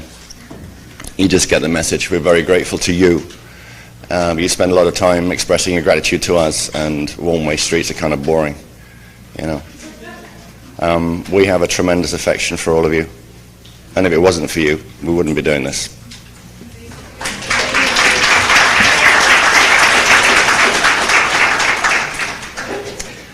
Now then, keep your hands still, please. It's embarrassing. You're not supposed to have these nervous reactions and this. Poor. Anyway. What's going on this morning? The beloved is currently taking down some really fascinating additional information. Nothing else, just information. Which fits into the stuff that, when I say we, I could be meaning anything, but we is usually Shanna and myself. We took a particular thing to a level that we knew wasn't complete, and we wanted to finish it by May next year. And I'm referring now to the thing we call the witness quiz. They're giving us a little bit of extra stuff just to help it to dovetail with some of the other material. And that has meant that there's a different sequence in the way that the transparencies will come up during the day. So we've jiggled the day schedule around, so I get to do some of the stuff with you that I would have done later. So she gets the time to finish that off this morning. So what we're going to do in the next hour, 60 to 90 minutes, are two things. We're going to work on techniques 5 and 6 first. And when we've done that, we're going to have a little bit of fun, and I hope you can get that it is supposed to be fun. We're going to do the witness quiz. I won't say much about it. I will say something about it now. But we will go back to the introduction we would have used, and then we'll deal with the analysis, and we'll provide some commentary, and then it will move into the rest of the program. So we're hoping that it all hangs together in a way that you find it provides the understanding we'd like it to. The witness quiz it's got a long history. When I was moving through, recovering from, or beginning my last dark night of the soul, which, by the way, happens during the day most of the time, and goes on for a long time, I discovered that part of what I'm supposed to represent had an interesting button associated with it, which we all tend to say is truth, but truth in terms of the expression of angelic mind. The reason for the witness quiz, its being here, has as much to do with demonstrating how we're each navigating our path towards the state that I call angelic mind, or witness, as opposed to not. Now, in the early days of presuming to teach anybody anything in England, and I now know that most of that work was a framework provided by the Guardians, but I wasn't terribly aware of that's where it was coming from. I had a kind of reaction to people who gathered, and I'm not knocking the English, it's common to everybody, is that I would find people would show up for what I refer to as a spiritual coffee morning, where it's an opportunity to get like-minded people together and tell each other how just simply wonderful you are, how much progress you've made, how many DNA you've activated this weekend, how much you paid to pick up your light body a couple of weeks ago, and all that kind of thing. And then everybody would go away again, and you'd find people bad-mouthing each other, just like poof. I mean, a little bit similar to the people who go to church on a Sunday morning. They bruise their knees, they pray like hell, they get out on the front lawn, they start bitching at everybody else, right? Now, this is kind of serious. This is really serious, because the reason why it's so serious is this, in the current context. And I wish Shanna was here just now to correct me if I go too far, but Maha will anyway. Which is this. It's one thing to have the best techniques on the planet to activate, but I'm telling you something. If you don't make a commitment to shifting towards the consciousness that we call angelic mind and pull the product of the techniques, you can spend from now till doomsday, I'm sorry to say, doing techniques. They will provide benefit, but the benefit that we know that you're all looking for is maximized by looking at ways in which you can make the shift. Okay? Because what you're effectively doing is you're actually locking on to what we call a future self. Right? And you're pulling yourself and the future self together, which is the first level of expansion and expression. And the reason why that's important is because if all of you graduate, and all of you want to, you will find yourself working for real in a place that we call collective conscious. And in collective conscious, everything is known, seen, felt by everybody else simultaneously. So it's a big responsibility to go to the place you want to go to, and really the truth is that none of us are quite ready yet. And one of the reasons is that we still represent something of a virus on the cosmic internet. All right, so we've got to get our Nortons out or our McAfees out and purge the stuff. Now, The reason for the quiz is the first and only time that, given my background, long-time background in behavioral psychology, and contact with some people, a particularly lovely lady who lives in Scottsdale, Arizona, who first showed me her own development of certain Jungian influence. I mean, Carl Jung was a psychologist who was stimulated in a spiritual way and investigated aspects of the soul, as opposed to clinical people like Freud and others who just had other ideas about how it all happened. I did some personal work in England, which subsequently Maha showed me where that should be going in a spiritual context. And we've taken the best of all of the classical analytical material and moved it into a 15-dimensional setting, so that we're able to look at things we call personas, or they're sometimes referred to as power nodes, and the product of that will be your own, today, your very own, take it home with you, your own picture of your affiliation with your capstone nodes and what that means in terms of your origin. You will know, before you're done this morning, not quite this morning maybe, but this afternoon, you will know which of the founding families you're associated with. You will know which of the 3 primal life force currents to work with to balance your primal life force currents. You will know which tones, you'll know which colors you're sensitive to. So what we're going to do is to put you through a quiz situation which will provide you with a tool, and that tool leads to what I call the best technique of all, and that's the one you create for yourself. And then you're coming into your power, right? You start to have a new relationship with the material, because then you're starting to actually create a weave, so to speak, of a very sensitive combination of things that work just for you, whereas we have to present things in general ways. It will help you to look at things differently in a very personal way. All right? But there is a bit of a lecture about the angelic mind that will come later on. All right, now, if the good scouts at the back will begin to distribute the quizzes, if you can get 3 or 4 of you doing it so we don't spend too much time with that.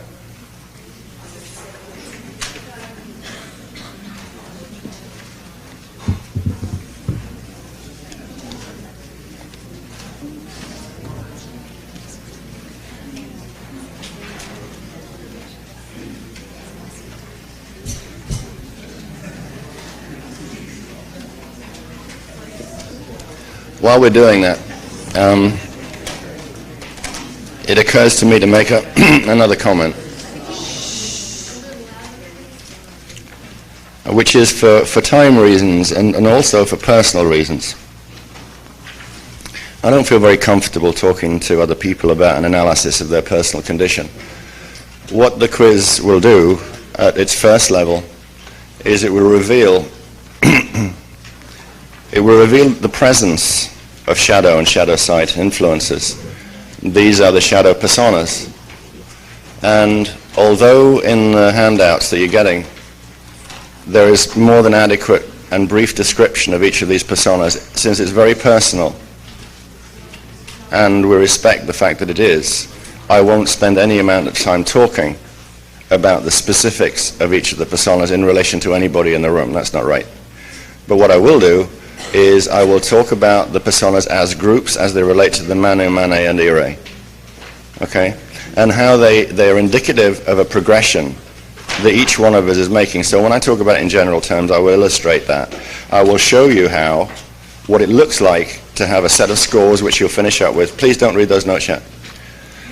I will show you what it means to have a set of scores which are indicative of the fact that someone is still playing in the victim-victimizer game, which is the base level of, if you like, supposed spiritual experience. And then I'll show you an illustration of what it looks like when you begin to integrate the soul, really, and how your own response to the questions is demonstrating that that's where you're at. And I'll show you another example that shows you over-soul integration and what the scores look like. And I will show you a fourth and final example that shows you what avatar integration is looking like as a result of the scores that have been reflected in the 3 spheres, each of which correspond to each of the density levels.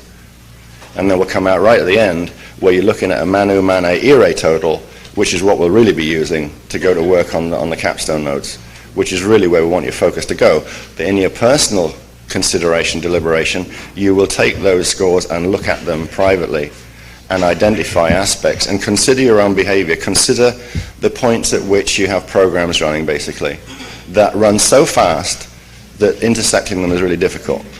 But it provides you with support and reinforcement and some awareness of what is actually running through your fields. Right? I suppose I should also add, I'm beginning to do some of the preamble that I would have done if we'd done this differently. I guess the context for this, the one that I like using, is to say, to really simplify it and say, look, all the stuff, all the inputs you've been given this weekend and other times actually have with them certain concepts or descriptions technically. You know, shields, DNA strands, Hoover bodies, radial bodies, all right? All I want to say to you about what this quiz is doing, it's combining something that hasn't been mentioned, actually. In Cathara, we talk about a party. They're referred to as perceptual filters. But something that Mao was showing me yesterday afternoon is that he gave me a number before Bermuda, which came out at 27,236. And this was in an angelic human that has got 1,728 other cells in other places. This is a strange number, and I couldn't at the time figure it out, so I just accepted it at face value because, yes, it was, and now she confirmed that the number's right. Yesterday afternoon, he was pointing out to me that how this number is constructed is, if you imagine a ladder, 12 rungs on a ladder, corresponds to each of the 12 principal dimensions. Inside of each of those, so dimension 1 has 1,728 a party, dimension 2 has 1,728, 3 has 17, and of course it's obvious, because at every dimensional level there is a plug for each of the 1,728 aspects of yourself all the way through the 12. The balancing figure comes from 2,500 a party, which correspond to D, 13, 14, and 15. Right? Strange number, and we don't know why it's there, but that's the way it is. Now, when we talk about what the quiz is showing up, what the quiz is showing up is where exactly the party are receiving a reverse frequency. So if you think about the 4 shields, right, the 4 shields, each one corresponds to 3-dimensional levels. Inside of there you have 3 times 1,728 a party. And they're all little transceivers, like radio transceivers, and they're attuned to reverse frequency. Right? And it's those in the shields that are pulling the frequencies from Phantom and the Wiesadak side into your experiential frame of reference. In other words, that is how the whole business flows into the hologram that you create for yourself. Right? That's how it works. That's how it comes in there. And that really, if you want to look at it, you play with the idea. You've got 1,728 this wide and 12 this way, and what have you got but a matrix containing over 20,000 little receptors to frequency, and that's what we call programs, the same thing. Your personal matrix experience, wow. All right, enough of that. Technique 5 is where we'll go next, if you've all got your notes. By the way, will anybody be troubled by the lack of a pen or a pencil in the next hour? You have a pen or pencil? Okay, 3. We'll rustle up 3, that won't be a problem. Scotty too. Sorry? Sure. Oh, and one other thing that's sprung to mind too. Since we presented this work in Bermuda, a number of people, particularly people associated with medical and psychiatric professions, have called, and since they found the quiz so penetrating and useful, and it's far better than the astrological study, they've asked for permission to use the quiz in a professional capacity, and I'm just making a public statement now that provided the credit is given to the origin, anybody is free to work with the quiz wherever they want to without coming back to the office to ask.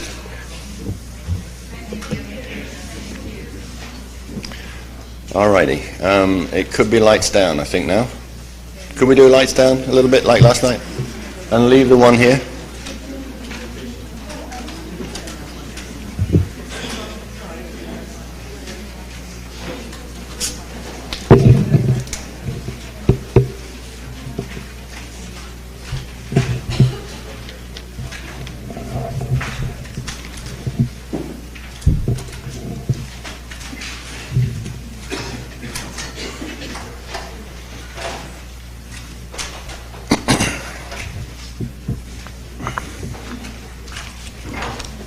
right, so we're going to begin techniques 5 and 6, which we'll do back to back. Technique 7 we'll do later today. And I think there's another technique that we're going to try and fit in later on.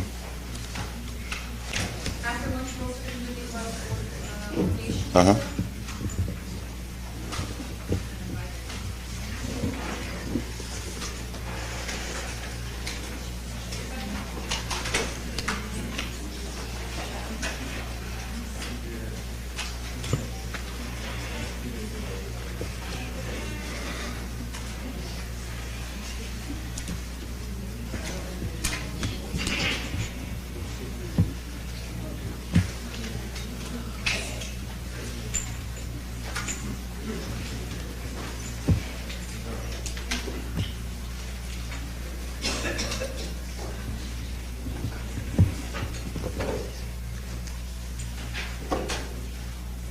Okay.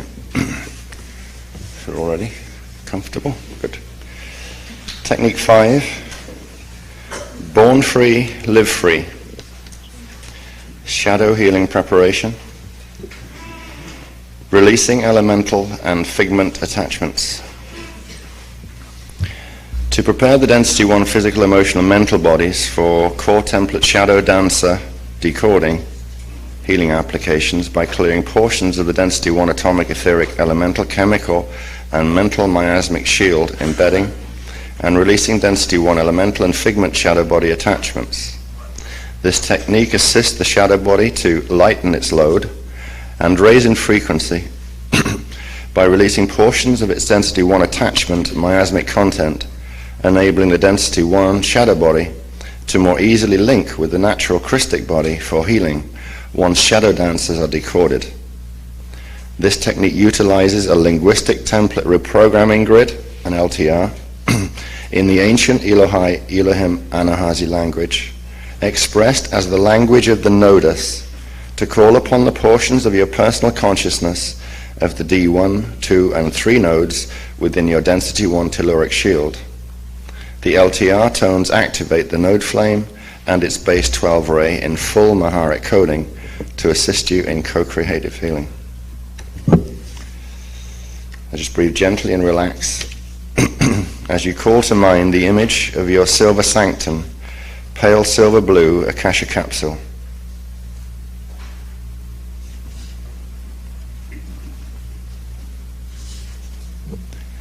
And imagine an image of the silver sanctum centered within the Amareya egg, within the azurite flame and azurite crystal, at the azure point in the base of the thymus gland.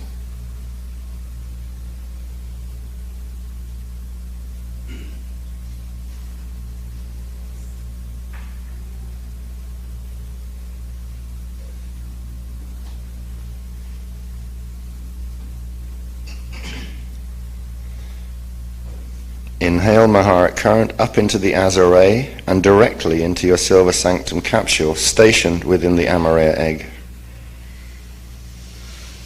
Exhale Maharic current into your silver sanctum, using the breath to expand the silver sanctum capsule and everything around it, the Amareya egg, the flame, and the crystal, through and outside of the physical and etheric bodies, and into the auric field, several feet out from your body.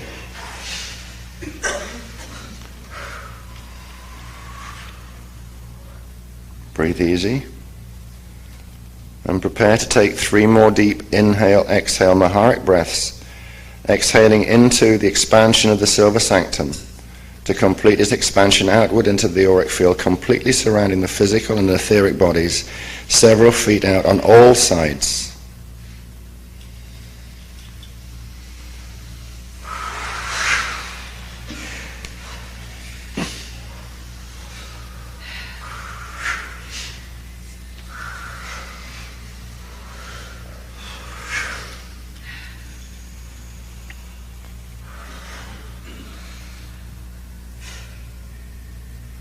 And just take a few seconds to feel yourself sitting calmly and peacefully within the sacred space of your silver sanctum. Try to feel your internal Christos power base as a living wave of consciousness, that is now alive and awakened within you.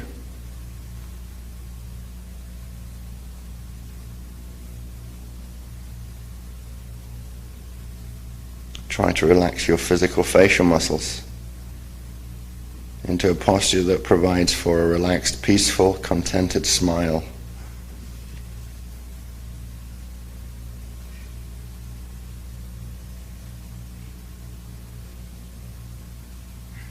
Gently move the focus of your attention to the Iumbi point just below the chakra 2 center point at the navel.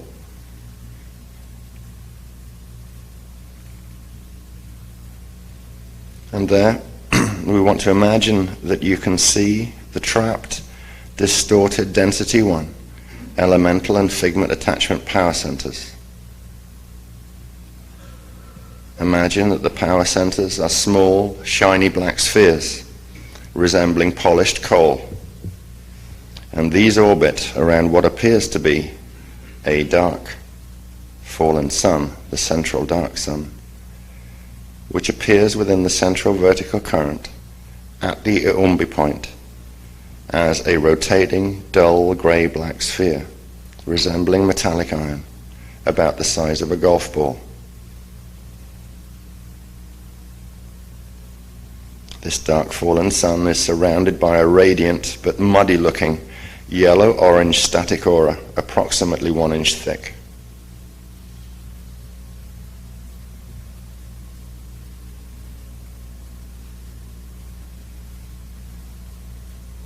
The dark sun around which the attachment power centers orbit is the D1.75 heart of Anubis, the 4th black heart of Metatron implant that draws in and holds attachments within the density 1 shadow body.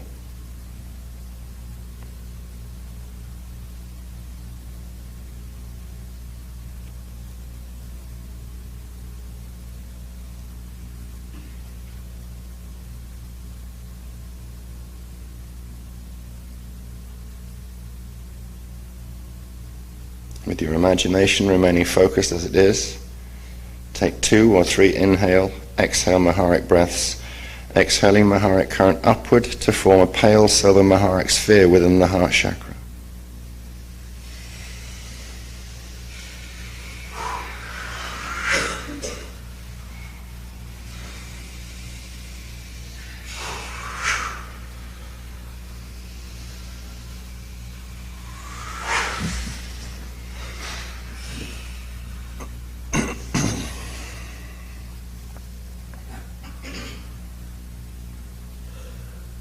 Slowly bring your right palm to a position over the Iumbi point. Inhale another Maharic breath, using the breath to draw the Maharic sphere from the heart chakra upward and into the Azure point at the base of the thymus. Use the exhale breath to push Maharic current into the Amareya egg at the center of the Azurite flame within the Azurite crystal throne of power.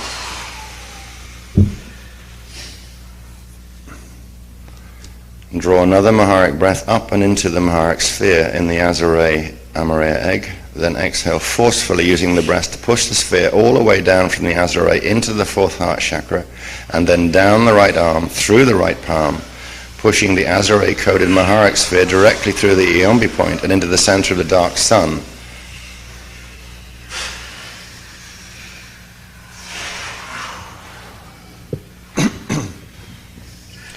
Take 2 more breaths, exactly the same, drawing current and eventually pushing it forcefully into the dark sun.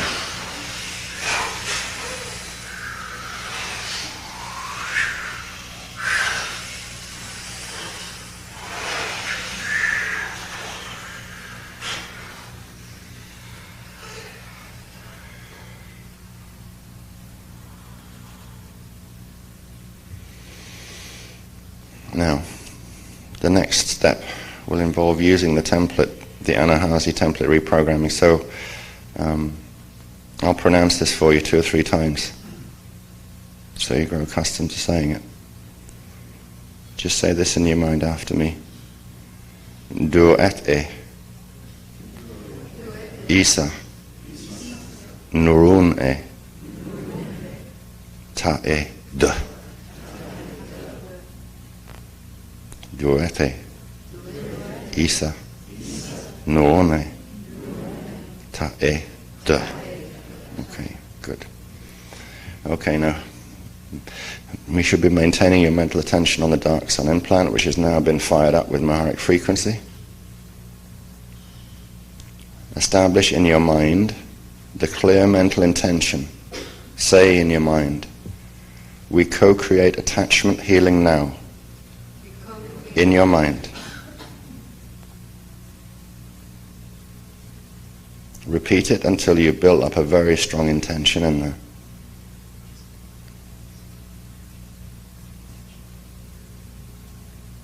And then with some force, we'll use the Anahazi language command. You ready? Durete, Isa, Nurone, Ta'ad.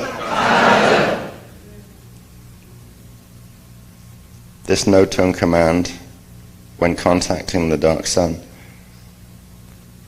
shudders and wobbles and stops rotation. If you don't see it, intend it. As the dark sun momentarily ceases to rotate, imagine that the attachment's small black carbon crystal sphere shield cores begin dropping downward out of their orbit around the dark sun implant.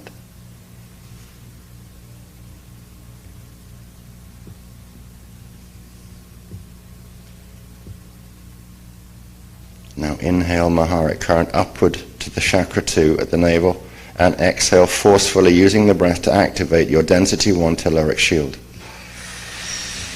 Imagine your shield pops out from its chakra 2 orange seed crystal seal, a grape-sized orange crystal sphere. Imagine your telluric shield extends outward on a horizontal plane from the chakra 2 orange seed crystal seal. It forms a 3-foot rotating disc of pale pink, pale peach, pale yellow light, surrounded by a pale silver Maharic aura.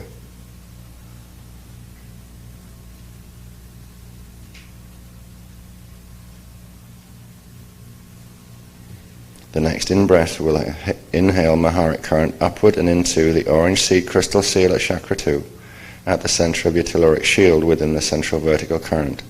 As you inhale, imagine that the inhale breath is drawing all of the freed, shiny black spheres of the attachment's core carbon crystals into the chakra 2 orange seed crystal seal. As you do this, the orange sphere momentarily turns a deep, dark, murky orange-brown hue as the seed seal collects the freed miasmic attachment carbon core crystals. Now do the inhale. Notice that the sphere goes murky, collecting the freed miasmic attachments. Exhale just naturally and gently. Now on the next inhale, you're going to imagine the image of your small pale silver blue eros flame at the Iumbi point just below the navel. To draw the breath and imagine the image of your small pale silver blue eros flame at the Iumbi point. The exhale will be pushed into the orange seed crystal seal at chakra 2, while imagining the pale silver blue eros flame flares upward. Its point will gently pierce the orange seed crystal seal at the center of chakra 2.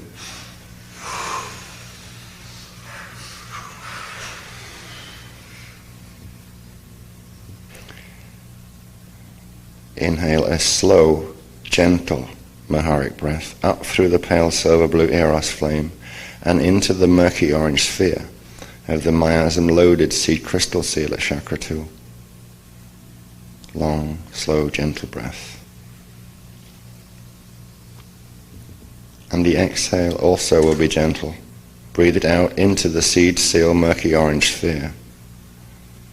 And imagine that the small, shiny black miasmic attachment crystal spheres all simultaneously pop, transmuting into tiny radiant sparks of pale silver blue eros energy that quickly cool down to form tiny, pale silver blue, smooth, celestite crystal spheres. Imagine that as the crystal spheres form, the color of the chakra 2 seed crystal seal clears and glows radiant orange, returning to its natural D2 orange frequency wavelength.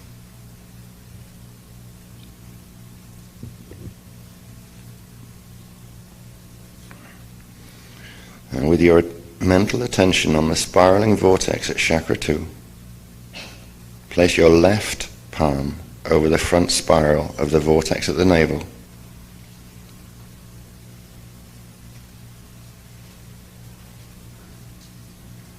Inhale Maharic current up and into the chakra 2 seed crystal seal.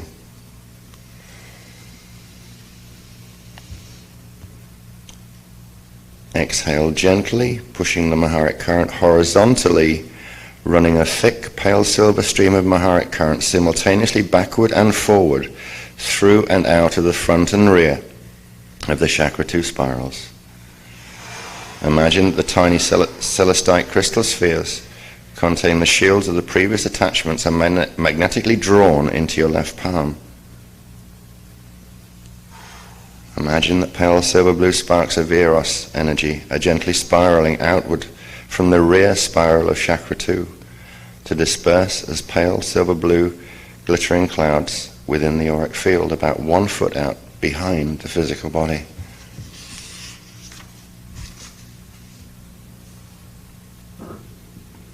Now just relax and breathe gently for a few moments while you imagine that your telluric shield disc automatically contracts back into the chakra 2 orange seed crystal seal within the central vertical current behind the navel, as the last celestite crystals draw into your left palm.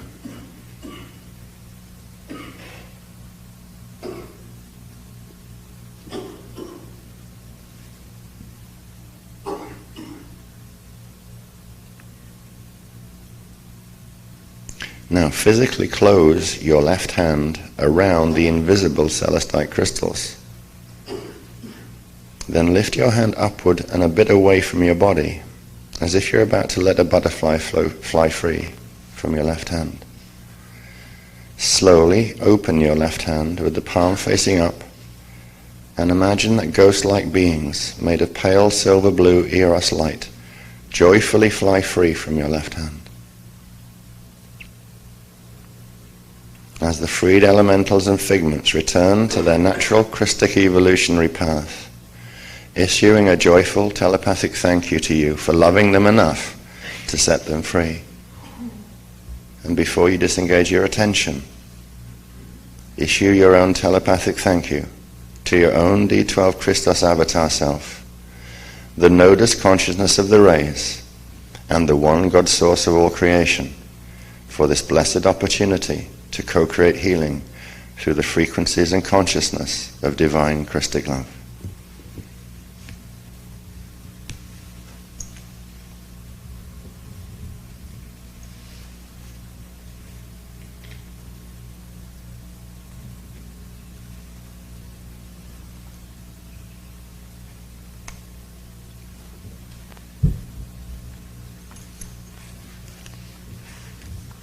When you're done, remain relaxed and breathe easy.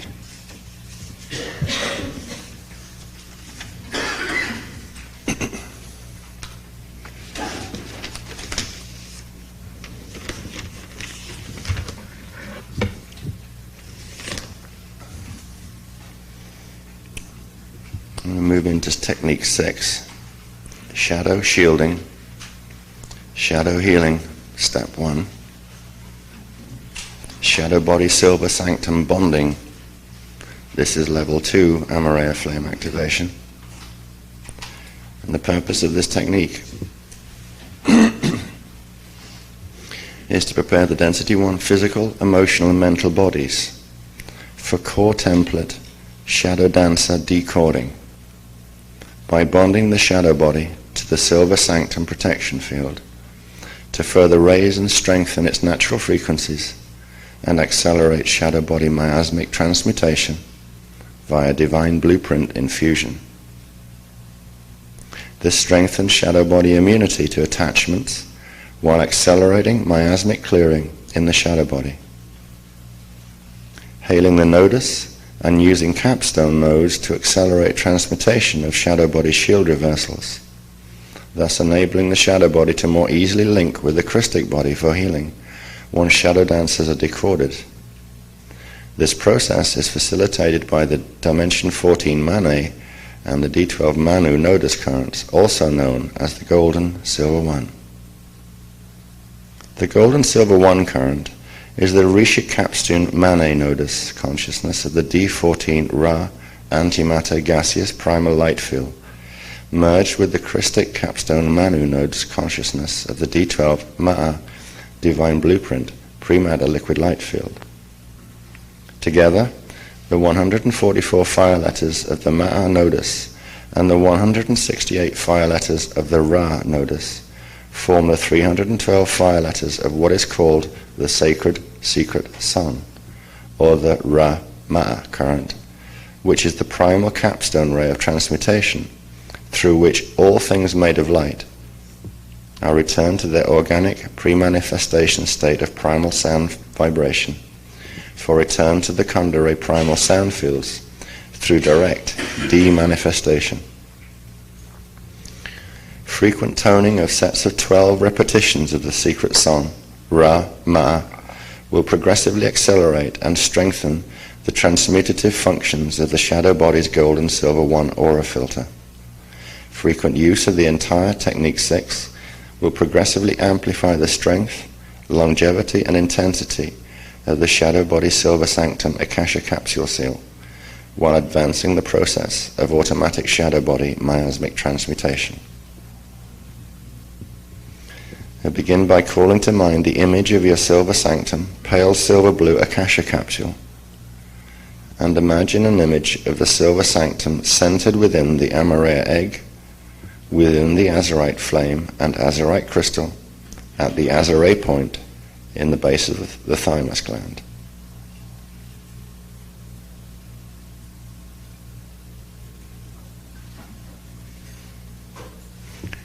Now inhale Maharic current up into the azure and directly into your silver sanctum capsule stationed within the Amareya egg.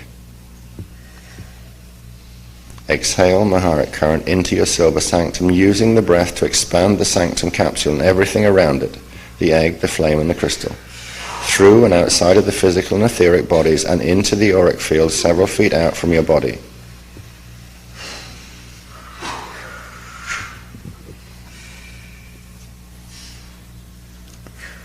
Take 3 more deep and forceful Maharic breaths to complete the expansion of the silver sanctum into the auric field completely, all around the physical and etheric bodies, several feet out on all sides, above and below, as well as to the side.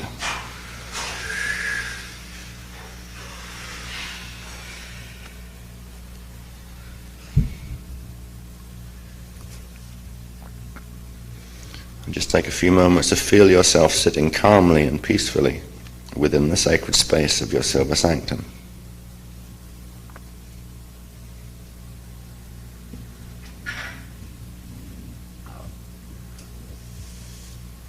As you do this, begin to develop your mental attention focus at the Yombi point, just below the navel, and call to mind the image of the dark fallen sun, the heart of Anubis, 4th black heart of Metatron implant. This implant appears within your central vertical current at the Yombi point as a rotating, dull, grey-black sphere, resembling metallic iron about the size of a golf ball. It's surrounded by a radiant, muddy-looking yellow-orange static aura approximately 1 inch thick.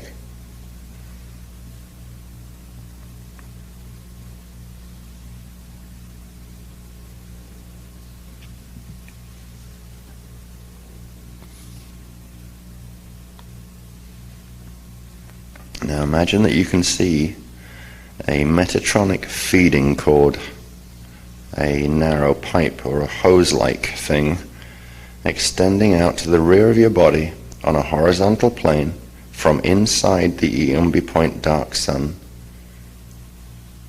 to a position in your auric field just behind your left hip, about 6 to 8 inches out from the physical body, horizontally out from the physical body. The density 1 shadow body links to the organic density 1 physical and etheric bodies through the 4th black heart implant within the etheric body and shadow body Iombi points. The density 1 shadow body stands behind and to the left with its back to the physical body on the DNA strand 2 node line. Now imagine that you follow the Metatronic cord or pipe or hose to its connection point within the shadow body subshield, where the horizontally extending cord connects to the shadow body through a small, dull, grey-black iron core crystal sphere, approximately the size of a large marble.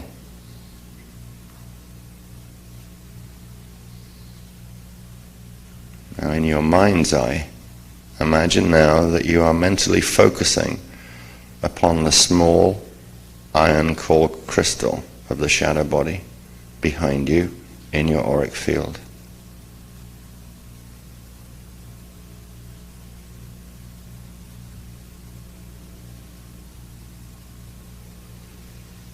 Inhale pale silver Maharic current up from Earth's core to the Iombi point in your physical etheric bodies, while calling to mind the image of the small pale silver blue Eros flame stationed at the Iombi point. Inhale, imagining the Eros flame at the Iombi, and then forcefully exhale current into the Eros flame center at the Iombi point. The flame will flare and expand with the exhale breath, forming a secondary silver sanctum akasha capsule replica within the boundaries of the primary Eros flame surrounding you.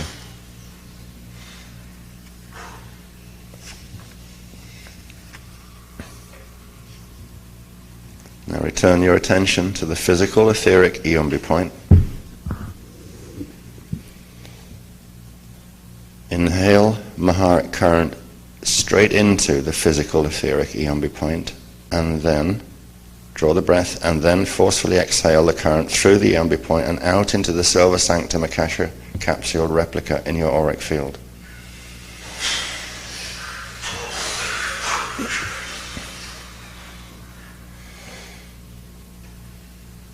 Now on the next inhale, you will imagine that the silver sanctum replica rapidly contracts with the inhale breath, drawing back into the physical etheric Iombi point to become a tiny pale silver blue Eros flame replica within the Iombi point.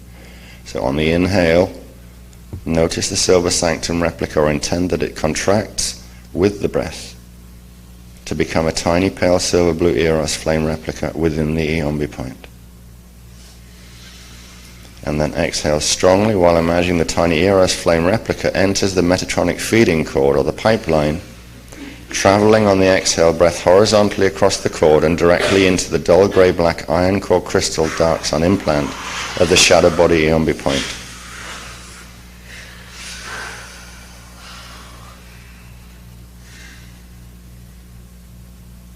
And this has placed the pale silver Eros flame replica within the dark sun iron core crystal implant.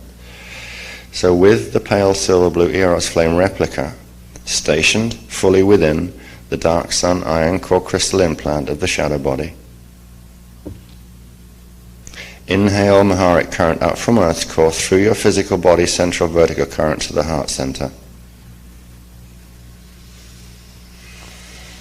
On the exhale, push the current from the heart chakra up and out to the top of your head to chakra 14, 36 inches above your head.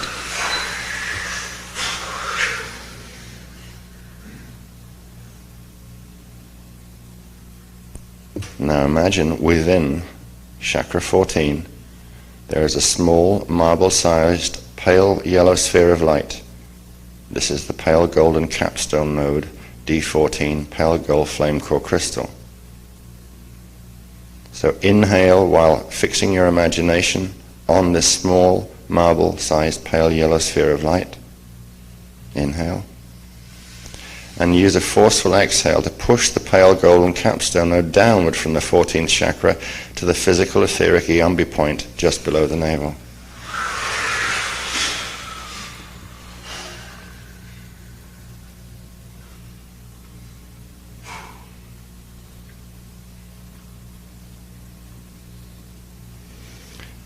Now, the next breath will be a 2-point abdominal Maharic breath, which means that you breathe from the stomach and the abdomen, and you will be drawing pale silver Maharic current up from earth core while drawing pale gold D14 down from chakra 14 to meet within the Eombi.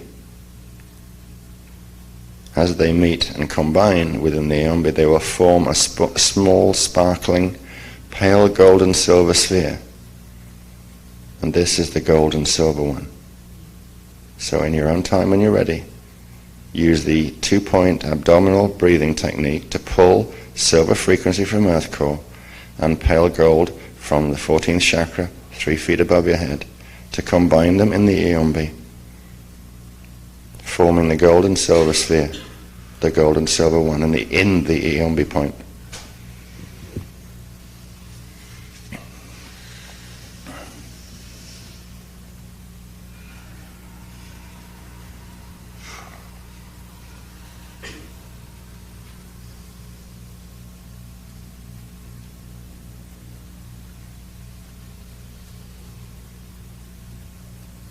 Now, with your pale golden silver one sphere stationed within your physical etheric Eombi point, take one deep single point Maharic breath, drawing the current into the center of the golden silver one sphere.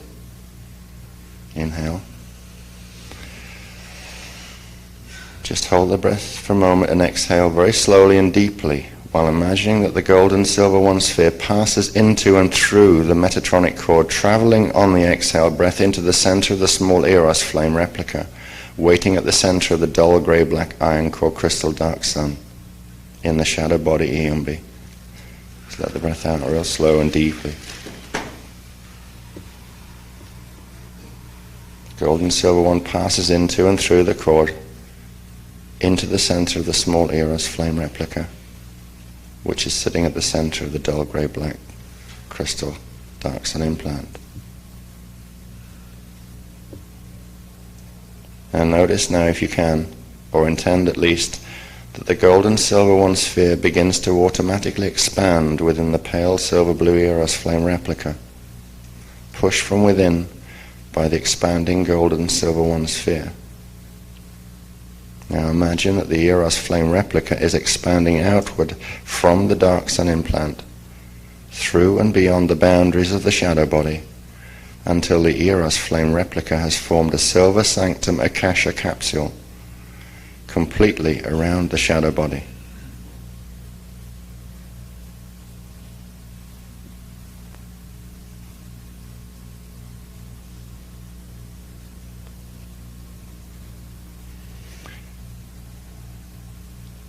Now notice or imagine that the gold and silver one sphere is contracting, and as it does that, it forms a pale gold and silver one aura filter surrounding and permeating the dark sun iron core crystal sphere, but at the same time leaving the silver sanctum akasha capsule secured around the shadow body.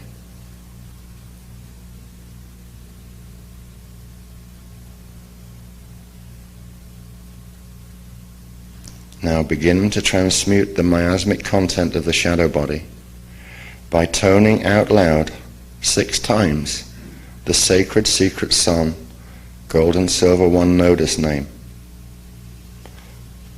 Ra-Ma. Imagine the beautiful pale gold and silver one rays emerge from the gold and silver one aura filter surrounding the dark sun, spreading throughout the dark charcoal grey silhouette of the shadow body.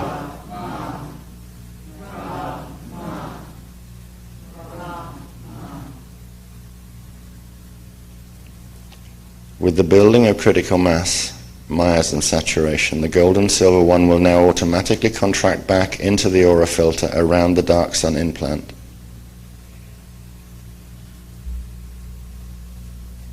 Sense or imagine, if you can, that you now hear with your inner ears, or even feel the vibrational fluctuations of the released miasmic level transmuting back into primal sound vibration, clearing a miasmic level from the shadow body, through direct demanifestation.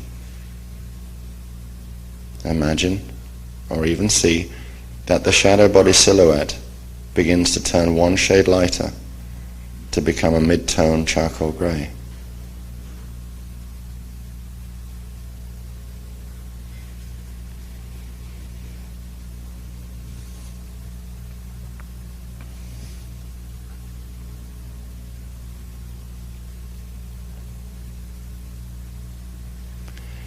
As you withdraw your mental attention from the shadow body world, know that the silver sanctum Akasha capsule replica will remain bonded within the density 1 shadow body subshield, creating a barrier of protection and healing around and within the density 1 shadow body. The gold and silver 1 aura filter on the dark sun implant will also remain, assisting to automatically transmute and release elemental and figment attachments that are drawn into the density 1 shadow body by the dark sun heart of Anubis, 4th black heart of Metatron shield implant.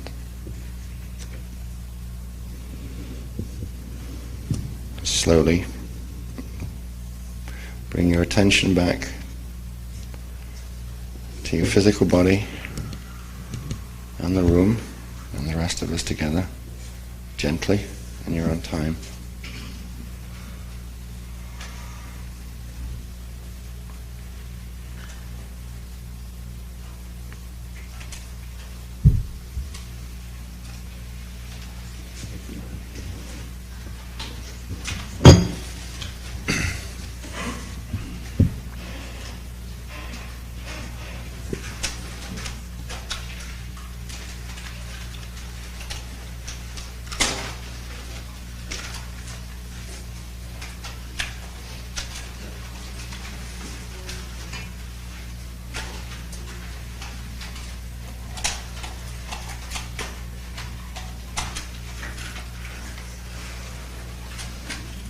Okay, Jay, could you bring the lights back up now? I think everyone's done.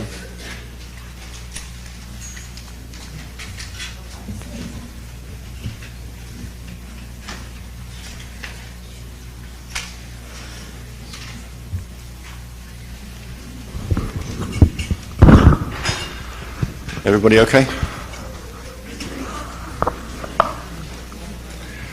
Alrighty.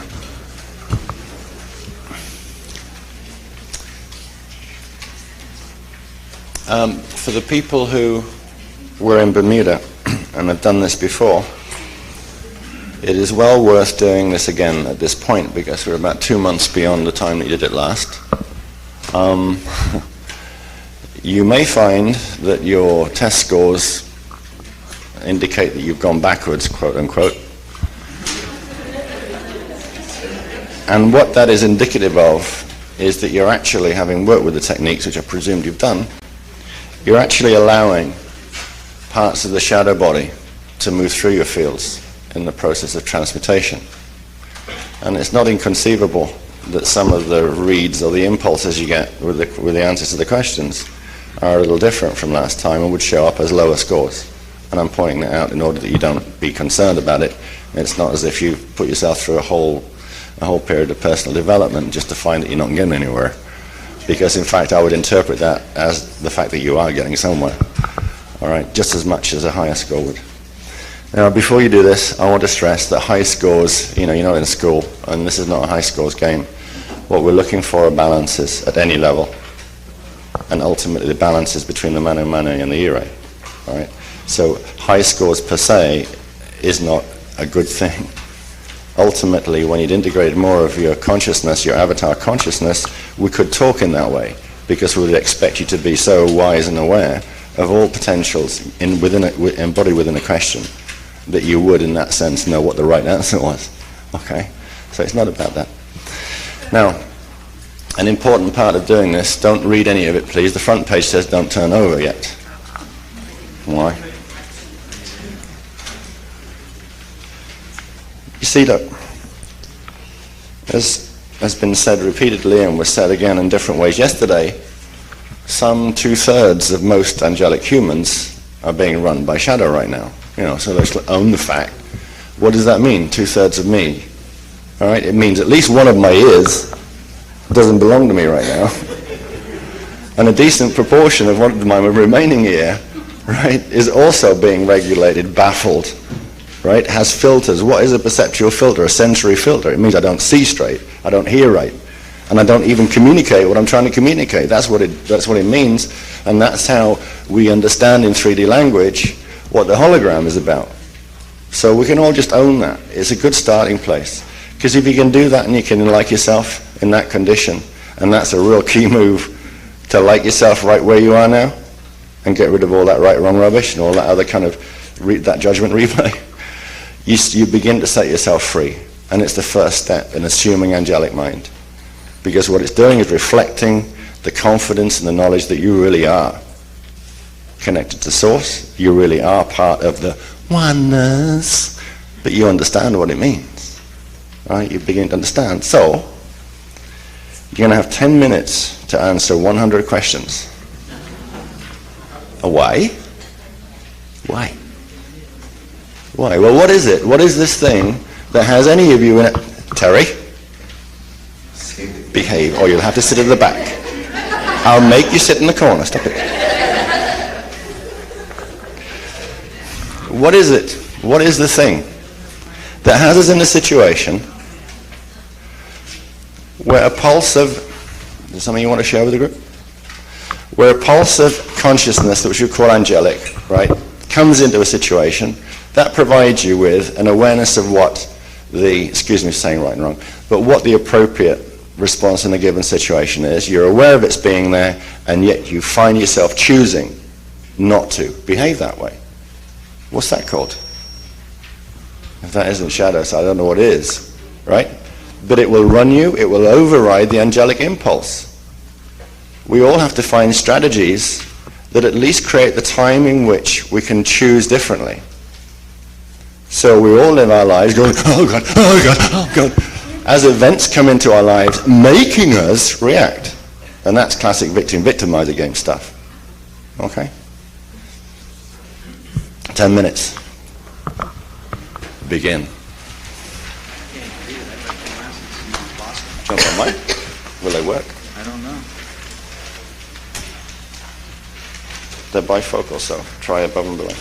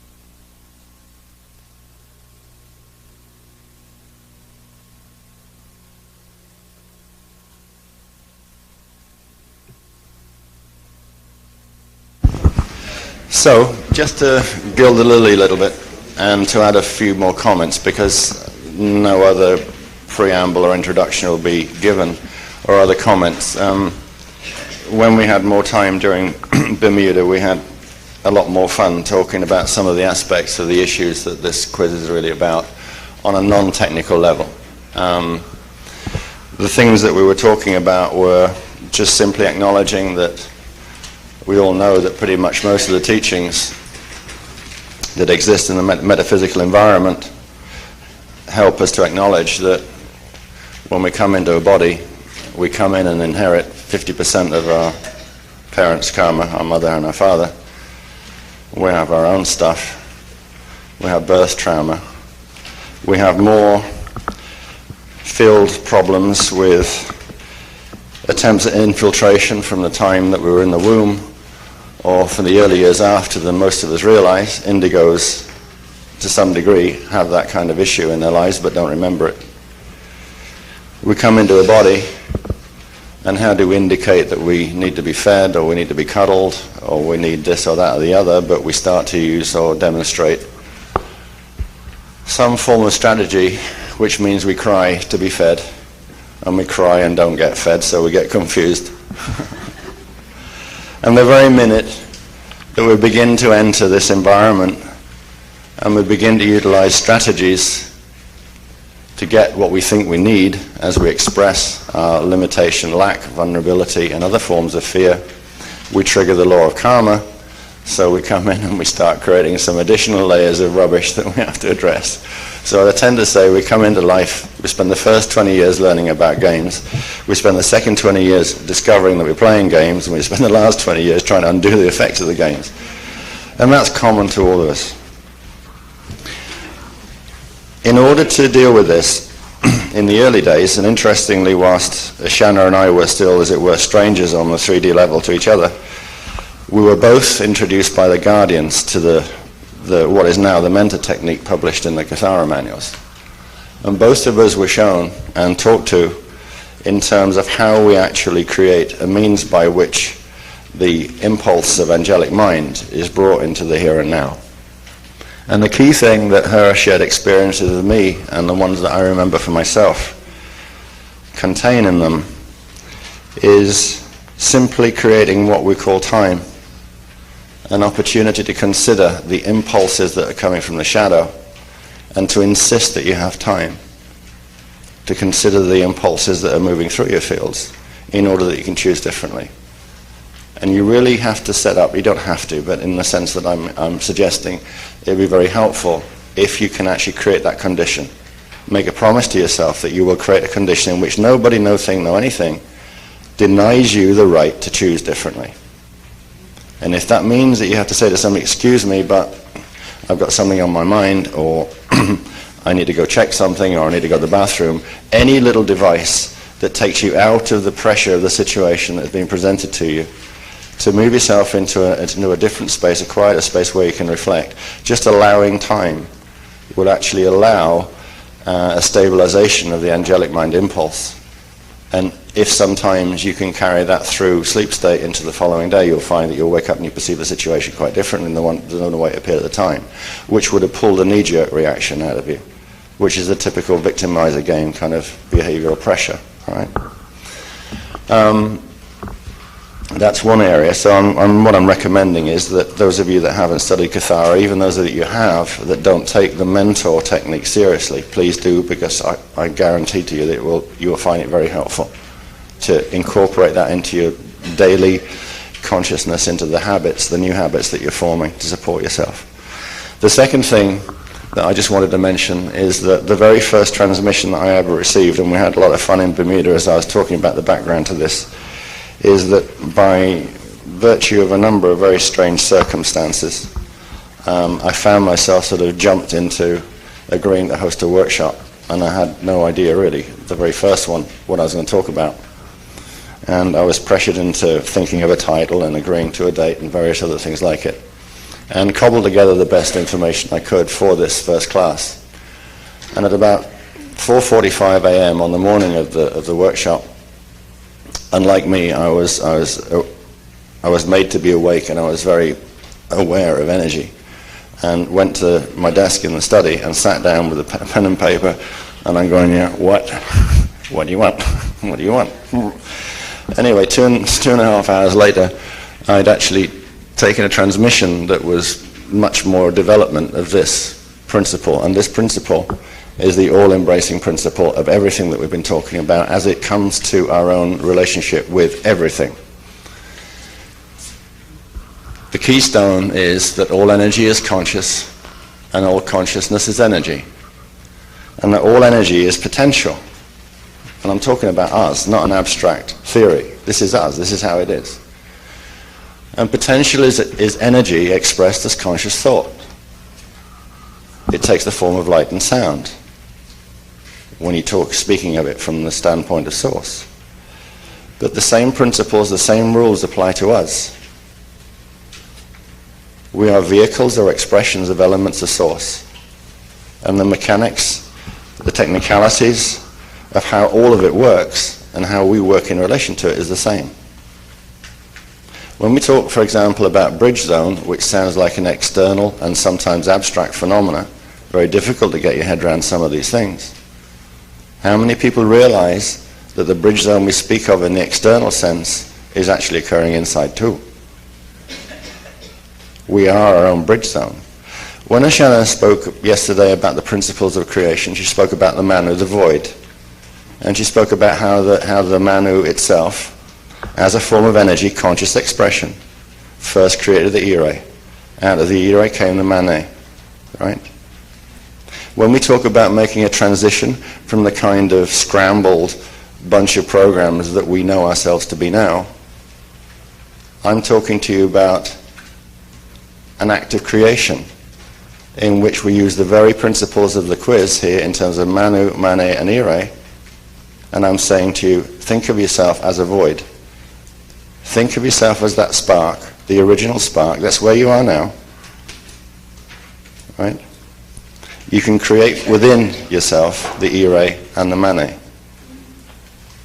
And that means that we're talking the language of a party once more. We're talking about the little receptors that are pulling, without your conscious supervision, reverse current.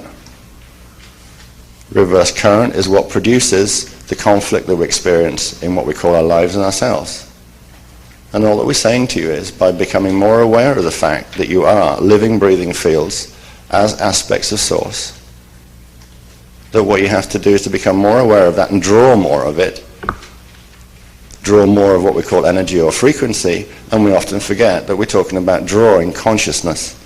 We're drawing raw potential to feed, fuel the choices, feed, fuel our living experience, feed and provide the means to change the contents of our hologram, which in turn means the fuel, the gas we need in our tanks to affect bridge zone transition, working from the inside out, is provided just in the same way as source provides the very same thing when it set up the matrices, when it set up all the forms of experiential reality.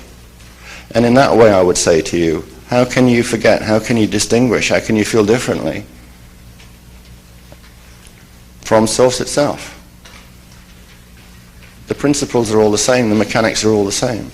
They exist inside of you as much as they exist outside of you. If you can remember that more often each day, you'll find that your consciousness, the attenuation within your living experience, will be increasingly towards drawing primal life force currents. So that then you'll move through the issues of your manifest reality now into a state where you recognize that the quality of energy that you're consciously drawing as the fuel for your living manifest experience will enable you to change things very naturally and very effortlessly.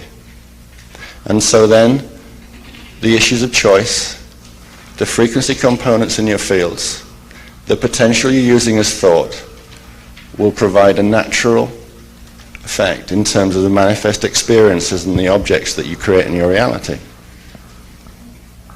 So that when we get to the analysis of the quiz, which we'll do a little later after the break, we will actually be bringing up your own product, your own statement of where you are, what your current level of relationship with each of the primal life force currents, each of the three primary currents.